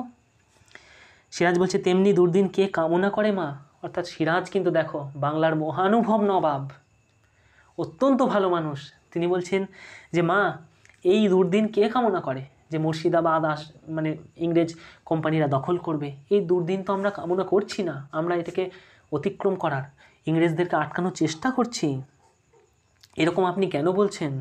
অর্থাৎ এই যেই সিরাজের মুখে শুনতে পেরেছে যে ইংরেজ কোম্পানি এবার মুর্শিদাবাদের দিকে আসছে, সিরাজের সাথে একটা যুদ্ধ এবার বাঁধবে ইংরেজদের সাথে, তখনই কিন্তু ঘসেটি দারুণ খুশি, উৎফুল্ল সে। ঘসেটি বলছে দুর্দিন না সুদিন। অর্থাৎ এখানে ঘসেটির মনোভাবটা দেখো, একদম দেশদ্রোহী একটা মনোভাব। সে বলছে নবাব সিরাজদৌল্লার রাজত্ব ধ্বংস হবে, তাতে বাংলার যা ক্ষতি হয় হোক, আমার তাতে কিচ্ছু এসে যায় না। এতে বাংলার বুকে সুদিন আসুক কি না আসুক, দুর্দিন যতই ঘনিয়ে আসুক, ঘসেটি বেগমের সুদিন আসবে। ঘসেটি বেগম সুদিনের মুখ দেখতে পাবে, সে যেটা চেয়েছিল। নবাব সিরাজদৌল্লার মৃত্যু, ধ্বংস। এখানে সিরাজ বলছেন সুদিন, সে অবাক। তার মাতৃসমা, তার আপনজন, তার মুখ থেকে এটা শুনতে পাচ্ছে যে সিরাজ তার রাজত্ব যখন হারাবে, এই সমস্ত কিছু যখন ইংরেজরা দখল করে নেবে, সিরাজ যখন বন্দী হবে বা সিরাজকে হত্যা করা হবে, সেটা সুদিন হবে। সিরাজ এটা শুনে অবাক। ঘসেটি বলছে সুদিন নয়, ঘসেটির বন্ধন মোচন হবে, সিরাজের পতন হবে, এটাই তো সুদিন। এখানে ঘসেটি তার স্বার্থপর মনোভাব, হিংসা পরায়ণ একটা মনোভাব এখানে প্রকাশ করছে। ঘসেটি অত্যন্ত হিংসা পরায়ণ। সে বলছে আমি মনে প্রাণে সব সময় চেয়েছিলাম এবং চাই সিরাজের মৃত্যু, সিরাজ কখন মারা যাবে, এই রাজত্ব কখন তছনছ হবে, আজ সেই দিন আসতে চলেছে। তাই আজকে এই সমগ্র সুবে বাংলার যা ক্ষতি হয় হোক, ঘসেটি বেগমের জন্য সুদিন আসছে। সেই সুদিন আনছে ইংরেজরা। এখানে কি হবে, ঘসেটি বেগম মুক্ত হবে এবং আর কি হবে, সিরাজের পতন হবে। এইটাতে ঘসেটি সব থেকে খুশি। সিরাজ বলছে আপনি বুঝতে পারছেন না, আপনি কি বলছেন? অর্থাৎ সিরাজের পতন হবে ঠিক আছে, আমি না হয় মারাই যাব, কিন্তু আপনি বুঝতে পারছেন না, বাংলা যদি এই ইংরেজদের হাতে চলে যায় তাহলে কত বড় ক্ষতি হতে চলেছে, আপনি তার কিছুমাত্র কল্পনা করতে পারছেন না। ঘসেটি বলছে আমি বুঝতে পারছি, বেশ বুঝছি। এখানে ঘসেটি দেখো, সে তো শুধু তার স্বার্থপর মনোভাবটাই চায়, অর্থাৎ তার প্রতিহিংসার সে চরিতার্থ হয়ে গেলেই আর সে কিছু চায় না। সমগ্র বাংলার কি ক্ষতি হলো, কি হলো, তাতে তার কিচ্ছু এসে যায় না, এই মনোভাবটা এখানে স্পষ্ট। সে বলছে আমি বেশ বুঝতে পারছি, অর্থাৎ আমি কিছু বুঝতে চাই না কি হবে, আমি শুধু চাই সিরাজের মৃত্যু, আর কিচ্ছু চাই না। অন্তরে যে কথা দিন রাত গুমড়ে গুমড়ে মরেছে, অর্থাৎ আমার ভিতরে যে জ্বালা জ্বলেছে, আজ ভাষায় প্রকাশ করছি, আজ তা আমি বলছি, আনন্দে বলছি। যেটা আমার মধ্যে ছিল, আমার মনের মধ্যে লুকিয়েছিল, যে সিরাজের মৃত্যু, এইটা আমি চেয়েছিলাম, এটা আজ আমি সিরাজের সামনে দাঁড়িয়ে বলছি তোমার মৃত্যু আমি চাই, তাহলেই আমার সুদিন আসবে। মাসিকে তুমি গৃহহারা করেছ, মাসির সর্বস্ব লুটে নিয়েছ, মাসিকে দাসী করে রেখেছ, মাসি তা ভুলবে? বলছে আমাকে তুমি গৃহহারা করেছ, ঘসেটি বলছে আমার সর্বস্ব লুটেছ। অর্থাৎ এই যে সিরাজ যে বাংলা সিংহাসনে বসেছে, এখানে ঘসেটি চেয়েছিল যে বাংলা সিংহাসনের কিছুটা হয়তো সেও যেন পাক, তার পালিত পুত্র সেও যেন এই বাংলা সিংহাসন পাক, কিন্তু সিরাজ পুরোটাই দখল করে বসেছে। তাই এতে যেন ঘসেটির একটা সম্মানে লেগেছে, ঘসেটির যেন প্রতিহিংসা জ্বলে উঠেছে মনের ভিতর, যে সিরাজ যে রাজত্বে আমি একটা পরাধীন, যেটা আমার সন্তান থাকলে সে হয়তো পেত, কিন্তু সিরাজ কেন? এই যে প্রতিহিংসা, এই যে একটা মনোভাব, এই মনোভাবটা কুটিল মনোভাব এখানে পাওয়া যাচ্ছে। বলছে তুমি আমাকে গৃহহারা করেছো, সর্বস্ব আমার নিয়ে নিয়েছো, এই বাংলার এই রাজত্ব সব তো আমার হতে পারতো, আমার সন্তানেরও হতে পারতো, কিন্তু তুমি নিয়েছো, যেটা আমার ভালো লাগেনি। মাসি তা ভুলবে না, আমার এই বুকের জ্বালা আমি কখনো ভুলতে পারবো না। সিরাজ বলছে অকারণে অভাগাকে কেন এত তিরস্কার করছেন, কেন এত আমার অভিশাপ দিচ্ছেন আমাকে, আমি কি করেছি? ঘসেটি বলছে অকারণে? তুমি এটাকে অকারণ বলছো? সিরাজ বলছে নয়, তা কি? আপনি অকারণেই আমাকে তিরস্কার করছেন। ঘসেটি বলছে মতিঝিল কে অধিকার করেছে? আমার সঞ্চিত যা সম্পদ ছিল কে হস্তগত করেছে? কে আমার পালিত পুত্রকে সিংহাসন থেকে দূরে রেখেছে? তুমি নও দস্যু? সিরাজ বলছে মতিঝিল আপনারই তো রয়েছে মা। এখানে সিরাজদৌল্লা যথার্থই বারবার মা সম্বোধন করছে এবং ঘসেটিকে জানাচ্ছে যে আপনার যা কিছু আমার কাছে রয়েছে সবই তো আপনারই, আপনি তো আমার মায়ের মতো শ্রদ্ধাশীল, আমি আপনাকে মায়ের মতো শ্রদ্ধা করি, তাই সব কিছু কেন আপনি মনে করছেন যে সিরাজ সিংহাসনে বসেছে আমি পরাধীন? এটা আপনি মনে করছেন, কিন্তু আপনি তো পরাধীন নন। এই মতিঝিল, আপনার সঞ্চিত অর্থ সব আপনারই রয়েছে, আপনি যখন তখন এগুলো ব্যবহার করতে পারেন। এরপর দেখো কি বলছে এখানে, দেখো ঘসেটি বলছে তাহলে সেখানে যাবার অধিকার কেন আমার নেই? ঘসেটি বলছে যে আমার যখন সেটা মতিঝিল যখন আমারই রয়েছে, আমি মানলাম, তাহলে আমি কেন সেখানে যেতে পারি না স্বাধীনভাবে? সিরাজ বলছে রাজনৈতিক কারণে, অর্থাৎ সেখানে রাজনৈতিক কিছু কারণে এই মানে কেউ প্রবেশ করতে পারে না রাজসভাসদেরা ছাড়া। এরপর দেখো এই কথা শুনে এই ঘসেটি জ্বলে যাচ্ছে একদম। সে বলছে তোমার রাজনীতির সঙ্গে আমার সম্বন্ধ কি? আমি কিচ্ছু জানি না। তোমার রাজনীতি, তোমার রাজার নীতি আমার জানার প্রয়োজন নেই, আমি জানি না। আমার রাজ্য নেই, আমার কাছে রাজনীতিও নাই, আমার কাছে আছে শুধু প্রতিহিংসা আর কিচ্ছু নয়। এখানে একদম স্পষ্ট মনোভাব ঘসেটির হয়ে যাচ্ছে। ঘসেটির যে মনোভাব সেটা স্পষ্ট। ঘসেটি বলছে আমার কাছে এই রাজ্যের কোনো মূল্য নেই, এই রাজ্য ব্রিটিশে ভোগ করবে না কে ভোগ করবে আমার জানার প্রয়োজন নাই। আমার কাছে কোনো রাজনীতি বলেও কিছু নেই, কি হতে চলেছে, বাংলার বুকে কি ক্ষতি ঘনিয়ে আসছে আমার জানার দরকার নেই। আমি শুধু জানি আমার প্রতিহিংসা আমি কি পেলাম, আমি কি পেলাম না, এইটা আমাকে দেখতে হবে। বেশ, এই প্রতিহিংসা আমার পূর্ণ হবে সেদিন। এখানে ঘসেটি বলছে আমার এই প্রতিহিংসার আগুন বুকের মধ্যে যেটা জ্বলছে, দাও দাও করে জ্বলছে, সেই আগুন সেদিন নিভবে যেদিন তোমার এই প্রাসাদ অপরে অধিকার করবে, তোমাকে ওই সিংহাসন থেকে ঠেলে ফেলে শওকত জঙ্গের মতো কেউ তোমাকে মারবে, সেদিন আমার এই বুকের আগুন নিভবে। এরপর লুৎফা ছুটে আসছে। এই রকম যখন একটা বাক্য বিনিময় চলছে, তর্জন গর্জন, তখন এবার অন্দরমহল থেকে সিরাজদৌল্লার বেগম স্ত্রী তিনি কিন্তু ছুটে আসছেন। লুৎফা বলছে মা মা তোমার মুখে ওসব কথা মানায় না, তুমি শেষ করো, তুমি বলো না, এইভাবে অভিশাপ দিও না, আমাদের অভিশাপ দিও না মা। লুৎফা দেখো সিরাজদৌল্লা বারবার মা বলে সম্বোধন করছে, আর ঘসেটি সেখানে বারবার পরিচয় দিচ্ছে সে প্রতিহিংসা চায়, সে চায় সিরাজ যেন মারা যাক সমূহ যুদ্ধে। ঘসেটি বলছে নবাব মহিষী, নবাবের স্ত্রী, ওহ নবাব মহিষী যে এরকম ব্যঙ্গ করছে। লুৎফা বলছে নবাব মহিষী নই মা, তোমার কন্যা, আমি তোমার মেয়ের মতো, নবাব মহিষী কেন? ঘসেটি বলছে নবাব মহিষী নও, আজ ভাবছো যে খুবই বিনয় করলে, কিন্তু দুদিন বাদে ওই কথাটাই সত্য হবে, এই আমার মতো জীবন তুমিও পাবে। অর্থাৎ আমি যেমন বন্দি, কিছুই করতে পারছি না, স্বাধীন মতো কোথাও ঘুরতে পারি না, একদিন তোমার কপালেও এই দুঃখ ঘনিয়ে আসতে চলেছে। লুৎফা বলছে নবাব, ওনাকে মানে থামান, নবাবকে বলছে। ঘসেটি বলছে নবাব মহিষী এই বাঁদির বিরুদ্ধে অভিযোগ করছেন, নবাব বাঁদিকে দণ্ড দিন, নবাব মহিষীকে খুশি করুন। লুৎফা বলছে জাহাপনা, মানে এখানে পুরো ঘসেটির মনোভাব বুঝতে পারছো, সে কোনো কারোর কিচ্ছু কথা শুনতে চাইছে না, কারোর কোনো কষ্ট দুঃখে সে বিন্দু মাত্র সহমর্মী নয়, সে কোনো কিছু শুনতে চাইছে না, সে একটা লক্ষ্যেই চলছে, ইংরেজরা কখন এসে সিরাজদৌল্লাকে হত্যা করবে, এই সিংহাসন কখন অপরের হবে, ব্যাস এইটুকু সে চায়। সে বলছে দেখো, লুৎফা বলছে এরপর দেখো যে জাহাপনা ওকে ওর প্রাসাদ ফিরিয়ে দিন, ওকে ফিরে যেতে দিন, ও যা চাইছে দিয়ে দিন, ওর কাছ থেকে এত অভিশাপ আর শুনতে পারছি না।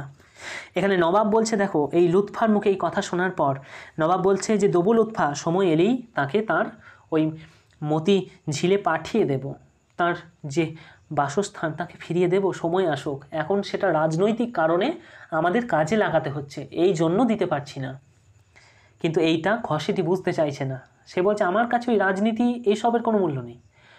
ঠিক আছে, এরপর দেখো এখানে ঘসেটি বলছে এখনও আশা, সময় আসবে, বলছে এখনও বাংলার নবাব আশা করছে, সময় আসবে, সুদিন আসবে, হ্যাঁ।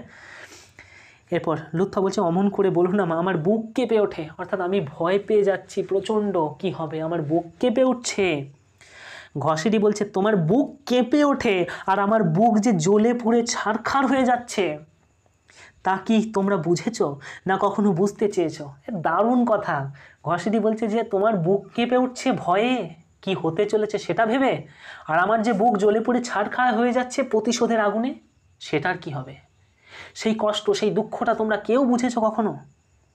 অনথা এই বিধবা আমি নিজের গৃহে সুখে দুঃখে সাথী করে পড়েছিলাম, অত্যাচারের প্রতিকার অক্ষম হয়ে ডুকরে কেঁদে সান্ত্বনা পেতাম, তোমরা তাতেও বাদ সাধলে, ছল করে এনে এই পাপ পুরীতে বন্দি করলে, তোমাদের আমি ক্ষমা করব না, কখনো ক্ষমা করব না। ঘসেটি বলছে যে তোমরা আমাকে সুখী থাকতে দিলে না, আমি বিধবা সন্তানহীনা, আমি নিজের মতো সুখী থাকতে চেয়েছিলাম, তোমরা থাকতে দিলে না, তাই তোমাদেরকে এই ঘসেটি বেগম কখনো ক্ষমা করবে না। সিরাজ বলছে আর আমরাই বুঝি ক্ষমা করব বিদ্রোহিণীকে? এবার সিরাজ মুখ খুলছে, সে বলছে আপনি আমাকে ক্ষমা করবেন না, আপনাকে ক্ষমা করব? আপনি একটা দেশদ্রোহী, বিদ্রোহিণী। মায়ের মতো সম্মান দিয়ে মায়ের বোনকে মায়ের পাশেই বসিয়ে রাখতে চেয়েছিলাম, তোমার তা ভালো লাগছে না? আজ ভয় হচ্ছে শেষ টাইমে বাধ্য হয়ে তোমাকে বন্দিনীর মতো কারাগারে না ভরতে হয়, বলছে তোমাকে শেষে না জেলে পুরতে হয়। তুমি এতটাই উন্মাদ হয়ে উঠেছো প্রতিশোধের আগুনে, তাই তোমাকে শেষে যেন না জেলে ভরতে হয়। তোমাকে মায়ের মতো সম্মান দিতে চেয়েছিলাম, তুমি তার যোগ্য নও, তুমি সেটা নিতে পারোনি। এরপর দেখো লুৎফা বলছে নবাব যাবো না, ওকে ওরম করে বলবেন না, উনি আবার অভিশাপ দেবেন। এরপর দেখো সিরাজ বলছে ঘরে বাহিরে প্রতিনিয়ত এই বাক্য জ্বলা আমি আর সইতে পারছি না লুৎফা। এখানে নবাবের যে মনোকষ্ট, সে বলছে ঘরে বাইরে সভাসদ সবাই আমার বিরুদ্ধে, আজ আমার পাশে দাঁড়ানোর কেউ নেই, দু একটি মানুষ ছাড়া। এই অত্যাচার বা এই মানসিক যন্ত্রণা আমি আর ভোগ করতে পারছি না। এমন কোনো অপরাধ আমি করিনি যার জন্য সকলের কাছে সব সময় আমাকে অপরাধীর মতো করজোড় করে থাকতে হবে, আমাকে সব সময় ছোট হয়ে ঘুরে বেড়াতে হবে, এমন কিছুই তো আমি করিনি। আমি বাংলা সিংহাসনে বসেছি, এটাই আমার অপরাধ। তার জন্য আমি সব সময় অপরের কাছে কেন নত হয়ে থাকব? কি আমার অপরাধ? সিরাজদৌল্লা একদম দুঃখে ভেঙে পড়ছেন, মহানুভব বাংলার নবাব দুই হাতে মাথা চেপে ধরছেন। তিনি বলছেন এই কি অপরাধটা করেছি আমি? ঘসেটি বলছে অপরকে বঞ্চিত করে যে সিংহাসন পেয়েছ, সে সিংহাসন তোমাকে শান্তি দেবে ভেবেছ? অপরকে বঞ্চিত করে মানে এই যে মাসি ঘসেটি, তারও একটা ভাগ ছিল এই সিংহাসনের প্রতি, সেই ভাগ তুমি দাওনি, সেই ভাগটাকে তুমি বঞ্চিত করে নিজেই সর্বস্ব ভোগ করছো। এই যে অপরাধ, এইটা তোমাকে শান্তি দেবে না। এখানে ঘসেটি সেটা বলছে। আর সিরাজ কি বলছে যে এই যে যা কিছু, আমি শাসক হলে আপনার ক্ষতিটা কি? সবই তো আপনাদেরই রয়েছে, আপনারা মায়ের মতো সম্মান নিয়ে থাকুন না। কিন্তু সেই কথা ঘসেটি বুঝতে চাইছে না। সে কে বলবো যে আমার ভাগটা, আমার এই বাংলার প্রতি আমারও তো একটা অধিকার আছে, আমিও তো আলীবর্দী খাঁয়ের মেয়ে, আমারও একটা ভাগ আছে। এরপর দেখো এখানে এরকম যখন বলছে, সিরাজ বলছে আমি জানি কেমন করে ওদের কণ্ঠরোধ করা যায়, কেমন করে স্পর্ধায় উন্নত ওদের শির আমার পায়ের তলা নুইয়ে দেওয়া যায়। অর্থাৎ আমার বিরুদ্ধে যারা ষড়যন্ত্রে লিপ্ত, সিরাজ বলছে আমি তাদেরকে জানি, চিনি, আমি এটাও জানি যে তাদের মুখ কিভাবে থামাতে হবে। এরপর দেখো কি বলছে, শুধু আমার মুখের একটি কথা, চোখের একটা ইঙ্গিত, সব কিছু শেষ হয়ে যেতে পারে।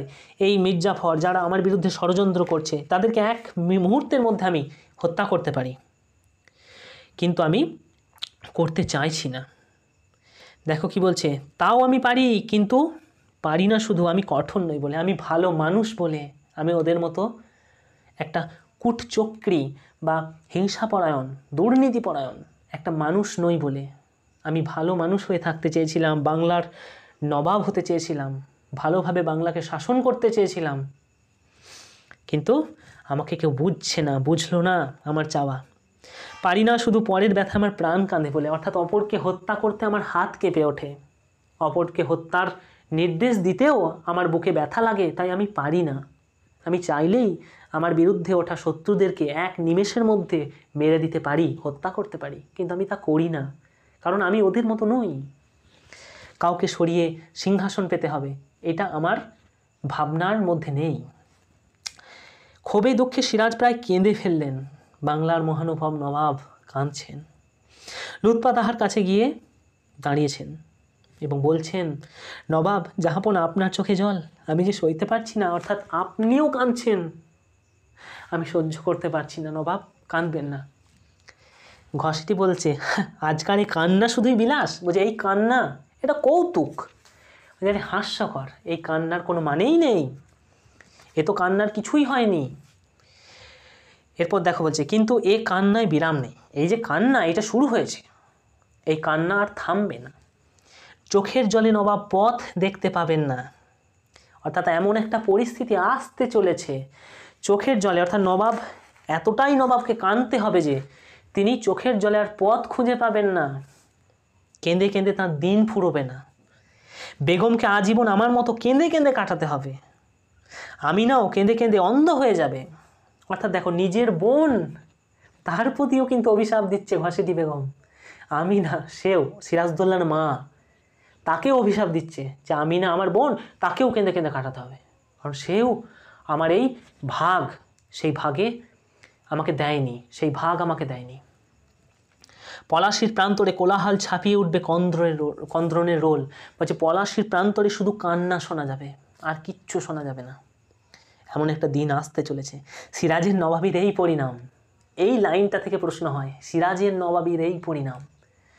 অর্থাৎ সিরাজ কতটা অযোগ্য, কতটা অদক্ষ, কতটা বাজে একটা নবাব ছিল, তার পরিণাম ভোগ করবে সমগ্র সুবে বাংলা। পলাশির প্রান্তরে যে যুদ্ধ হবে, তার ফলে মারাত্মক ক্ষয়ক্ষতি হবে। এই বাংলার প্রত্যেকটা প্রান্তে প্রান্তে হিংসার আগুন জ্বলবে, কত সন্তান পিতাহারা হবে, কত মহিলা বা কত নারী বিধবা হবে, চোখের জলে সমস্ত ভেসে যাবে এই বাংলা। নবাবও তার সাথে চোখের জলে পথ দেখতে পাবেন না। এখানে ঘসেটি বেগম একদম স্পষ্ট ইঙ্গিত দিয়ে দিচ্ছে যে এমন একটা ভয়ানক দিন আসতে চলেছে, যেই দিনটা নবাবই করেছে। অর্থাৎ নবাবের, সিরাজ যে কতটা অদক্ষ নবাব, তার পরিণাম তো এটা, তার পরিণাম ভুগতে হবে বাংলার মানুষকে। সিরাজ একটা অদক্ষ, একটা অযোগ্য নবাব। সিরাজের নবাবীর এইটাই হচ্ছে পরিণাম। অর্থাৎ এই বাংলাকে লুণ্ঠনের শিকার হতে হবে, এটাই সিরাজের নবাবীর পরিণাম। এরপর দেখো, ঘসেটি চলে যাচ্ছেন, নবাব তাহার দিকে অগ্রসর হচ্ছেন, লুৎফা তাকে ধরছেন যে যেও না। সিরাজ বলছে, বলতে পারো লুৎফা, বলতে পারো ওই ঘসেটি বেগম মানবী না দানবী? বলছে এই ঘসেটি বেগম মানবী, মানুষ? বলতে পারো লুৎফা, ওর মধ্যে কোনো নারী সুলভ চরিত্র আছে? রয়েছে শুধু দানবী, দানব সুলভ চরিত্র। লুৎফা বলছে, ওকে ওর প্রাসাদে পাঠিয়ে দিন না জাহাপনা, ওর সঙ্গে থাকতে আমার ভয় করে, মনে হয় ওর নিঃশ্বাসে বিষ, ওর দৃষ্টিতে আগুন, ওর অঙ্গ সঞ্চালনে ভূমিকম্প। অর্থাৎ এই ঘসেটি সম্পর্কে এর থেকে একটা স্ট্রং বিশেষণ আর কিছুই নেই। এখানে লুৎফা বলছে, দেখো যে ওর নিঃশ্বাসে মনে হয় বিষ, নিঃশ্বাস পড়লে মনে হয় যেন সব কিছু বিষাক্ত হয়ে যাচ্ছে, ও যেদিকে তাকাবে মনে হয় যেন আগুন ঝরে পড়ছে। অর্থাৎ তার চোখ, মুখ, অঙ্গ ভঙ্গি সব কিছুই যেন ধ্বংসাত্মক কিছু চাইছে ঘসেটি বেগম। এরপর দেখো কি বলছে, সিরাজ বলছে, মাত্র 15 মাস আমি রাজত্ব করছি লুৎফা, এই 15 মাসে আমার এমন অভিজ্ঞতা হয়েছে, মানুষেরা এমনি নির্মমতার পরিচয় আমি পেয়েছি মানুষের, কোনো মানুষকে শ্রদ্ধাও করতে পারি না, ভালোবাসতে পারি না। সিরাজ বলছে, আমার এমন পরিণতি হয়ে গেছে এই 15 মাস রাজত্ব করার পর, আমি আর কোনো মানুষকে ভালো করে ভালোবাসতে পারি না, কোনো মানুষকে আমি ভালো করে শ্রদ্ধাও করতে পারি না, কিছুই করতে পারি না। মানুষের এমন আচরণ আমি দেখেছি, বিশ্বাসঘাতক মানুষ, যাদেরকে ভালোবেসে আমি আপন করেছিলাম, মির্জাফর, তারা আজ বিশ্বাসঘাতকতা করেছে। মির্জাফর আমার আপন মানুষ, ঘসেটি বেগম আমার আপন মানুষ, তারা বিশ্বাসঘাতকতা করে, আমার বিরুদ্ধে চক্রান্ত করছে আমাকে হত্যা করার। লুৎফা বলছে, চলুন জাহাপনা একটু বিশ্রাম করবেন। সিরাজ বলছে, বিশ্রামের অবসর হবে পলাশির পর, অর্থাৎ পলাশির যুদ্ধের পর যা কিছু হবে বিশ্রাম হবে, হয় মরবো নয় মারবো, কিছু একটা হবে। লুৎফা বলছে, পলাশি সে কি জাহাপনা? সিরাজ বলছে, তুমি এখনও শোনোনি, পলাশির মাঠে আবার যুদ্ধ হবে। লুৎফা বলছে, আবার যুদ্ধ জাহাপনা? সিরাজ বলছে, 15 মাসের নবাবী লুৎফা, তার মাঝে পুরো 1 বছর যুদ্ধ করতে, ষড়যন্ত্র ভেদ করতে, গুপ্তচর, এই সমস্ত কিছুর মধ্যে অতিবাহিত হয়েছে। এইবার হয়তো শেষ যুদ্ধ, এই যুদ্ধ এবার শেষ যুদ্ধ হবে। এখানে নবাব সিরাজদৌল্লা বুঝেই গেছে যে এই পলাশির যুদ্ধই তার জীবনের শেষ যুদ্ধ হতে চলেছে। দেখো, লুৎফা বলছে শেষ যুদ্ধ, অর্থাৎ সে দুঃখ করছে, শেষ যুদ্ধ কেন? সিরাজ বলছে, যদি জয়ী হই তাহলে হয়তো আর যুদ্ধ হবেই না, অর্থাৎ শত্রুপক্ষ ইংরেজ বলে আর কিছু থাকবে না। যদি নবাব সিরাজদৌল্লা জয়ী হয়, সিরাজের বাহিনী জয়ী হয়, তাহলে হয়তো ইংরেজরা চিরতরে প্রতিহত হবে, এই বাংলা ছেড়ে তথা ভারত ছেড়ে চলে যাবে, তাহলে আর যুদ্ধ হবে না। আর যদি পরাজিত হই তাহলে তো হবেই না, তাহলে তো আমি আর থাকবো না। অর্থাৎ নবাব এখানে দারুণ কথা বলছে যে আমি যদি পরাজিত হই আমার মৃত্যু হবে, আর কোনো যুদ্ধ আমাকে করতে হবে না। আর যদি আমি জয়ী হই তাহলে ইংরেজ বলে আর কিছু থাকবে না, দুটোর একটা হবে, হয় ইংরেজরা জিতবে না হলে আমি জিতব। এই পলাশির যুদ্ধ ঠিক করে দেবে, এসপার কি ওসপার, কিছু একটা হবে, কিন্তু এটাই শেষ হবে, শেষ যুদ্ধ। এরপর দেখো কি বলছে, লুৎফা বলছে পলাশি, অর্থাৎ শুনে লুৎফার বুক যেন দূর দূর করতে শুরু করেছে, আবার যুদ্ধ। সিরাজ বলছে পলাশি, লাখে লাখে পলাশ ফুলের অগ্নিবরণে কোনো দিন হয়তো পলাশির প্রান্তরে রাঙা হয়ে থাকতো। পলাশ ফুলের যে শোভা, সেই শোভাতে হয়তো কোনো এক সময় পলাশির প্রান্তর রাঙা হয়ে থাকতো লাল পলাশ ফুলে, কিন্তু আজও তার বুকে রক্তের তৃষ্ণা। তাই হয়তো আজ এই পলাশি লাল রক্ত চাইছে, তার বুকে হয়তো আর এই পলাশ ফুলের লাল যে রং সেটা নেই, কিন্তু পলাশির প্রান্তর লাল রং চাইছে, রক্ত চাইছে। জানি না কার রক্ত চায় সে, পলাশি রাক্ষসী পলাশি, বলছে এই পলাশি রাক্ষসী পলাশি, পলাশির এই প্রান্তর জানি না কত মানুষের রক্ত পেলে সে তার তৃষ্ণা সে নিবারণ করবে, কত মানুষের রক্তে সে ভিজবে, এটা আমার জানা নেই। এই যুদ্ধের ফল কি হতে চলেছে। নাটক এখানেই শেষ হচ্ছে, মঞ্চ অন্ধকার হয়ে গেল, নাটকের জবনিকা পড়ছে, শেষ হয়ে যাচ্ছে নাটক এখানেই। একটা দুর্ধর্ষ নাটক, আশা করছি আমি কিছুটা সাহায্য করতে পেরেছি তোমাদের পড়িয়ে। যাদের এই ক্লাসটি ভালো লাগলো অবশ্যই কমেন্ট করে জানাতে ভুলবে না, লাইক করবে ভিডিওটাকে, বন্ধুদের মধ্যে শেয়ার করতে পারো যারা এই নাটকটি বুঝতে পারেনি। যারা নতুন অবশ্যই চ্যানেলটিকে সাবস্ক্রাইব করবে। দশম শ্রেণীর ছাত্রছাত্রীদের জন্য অসংখ্য ভিডিও রয়েছে আমাদের এই চ্যানেলে।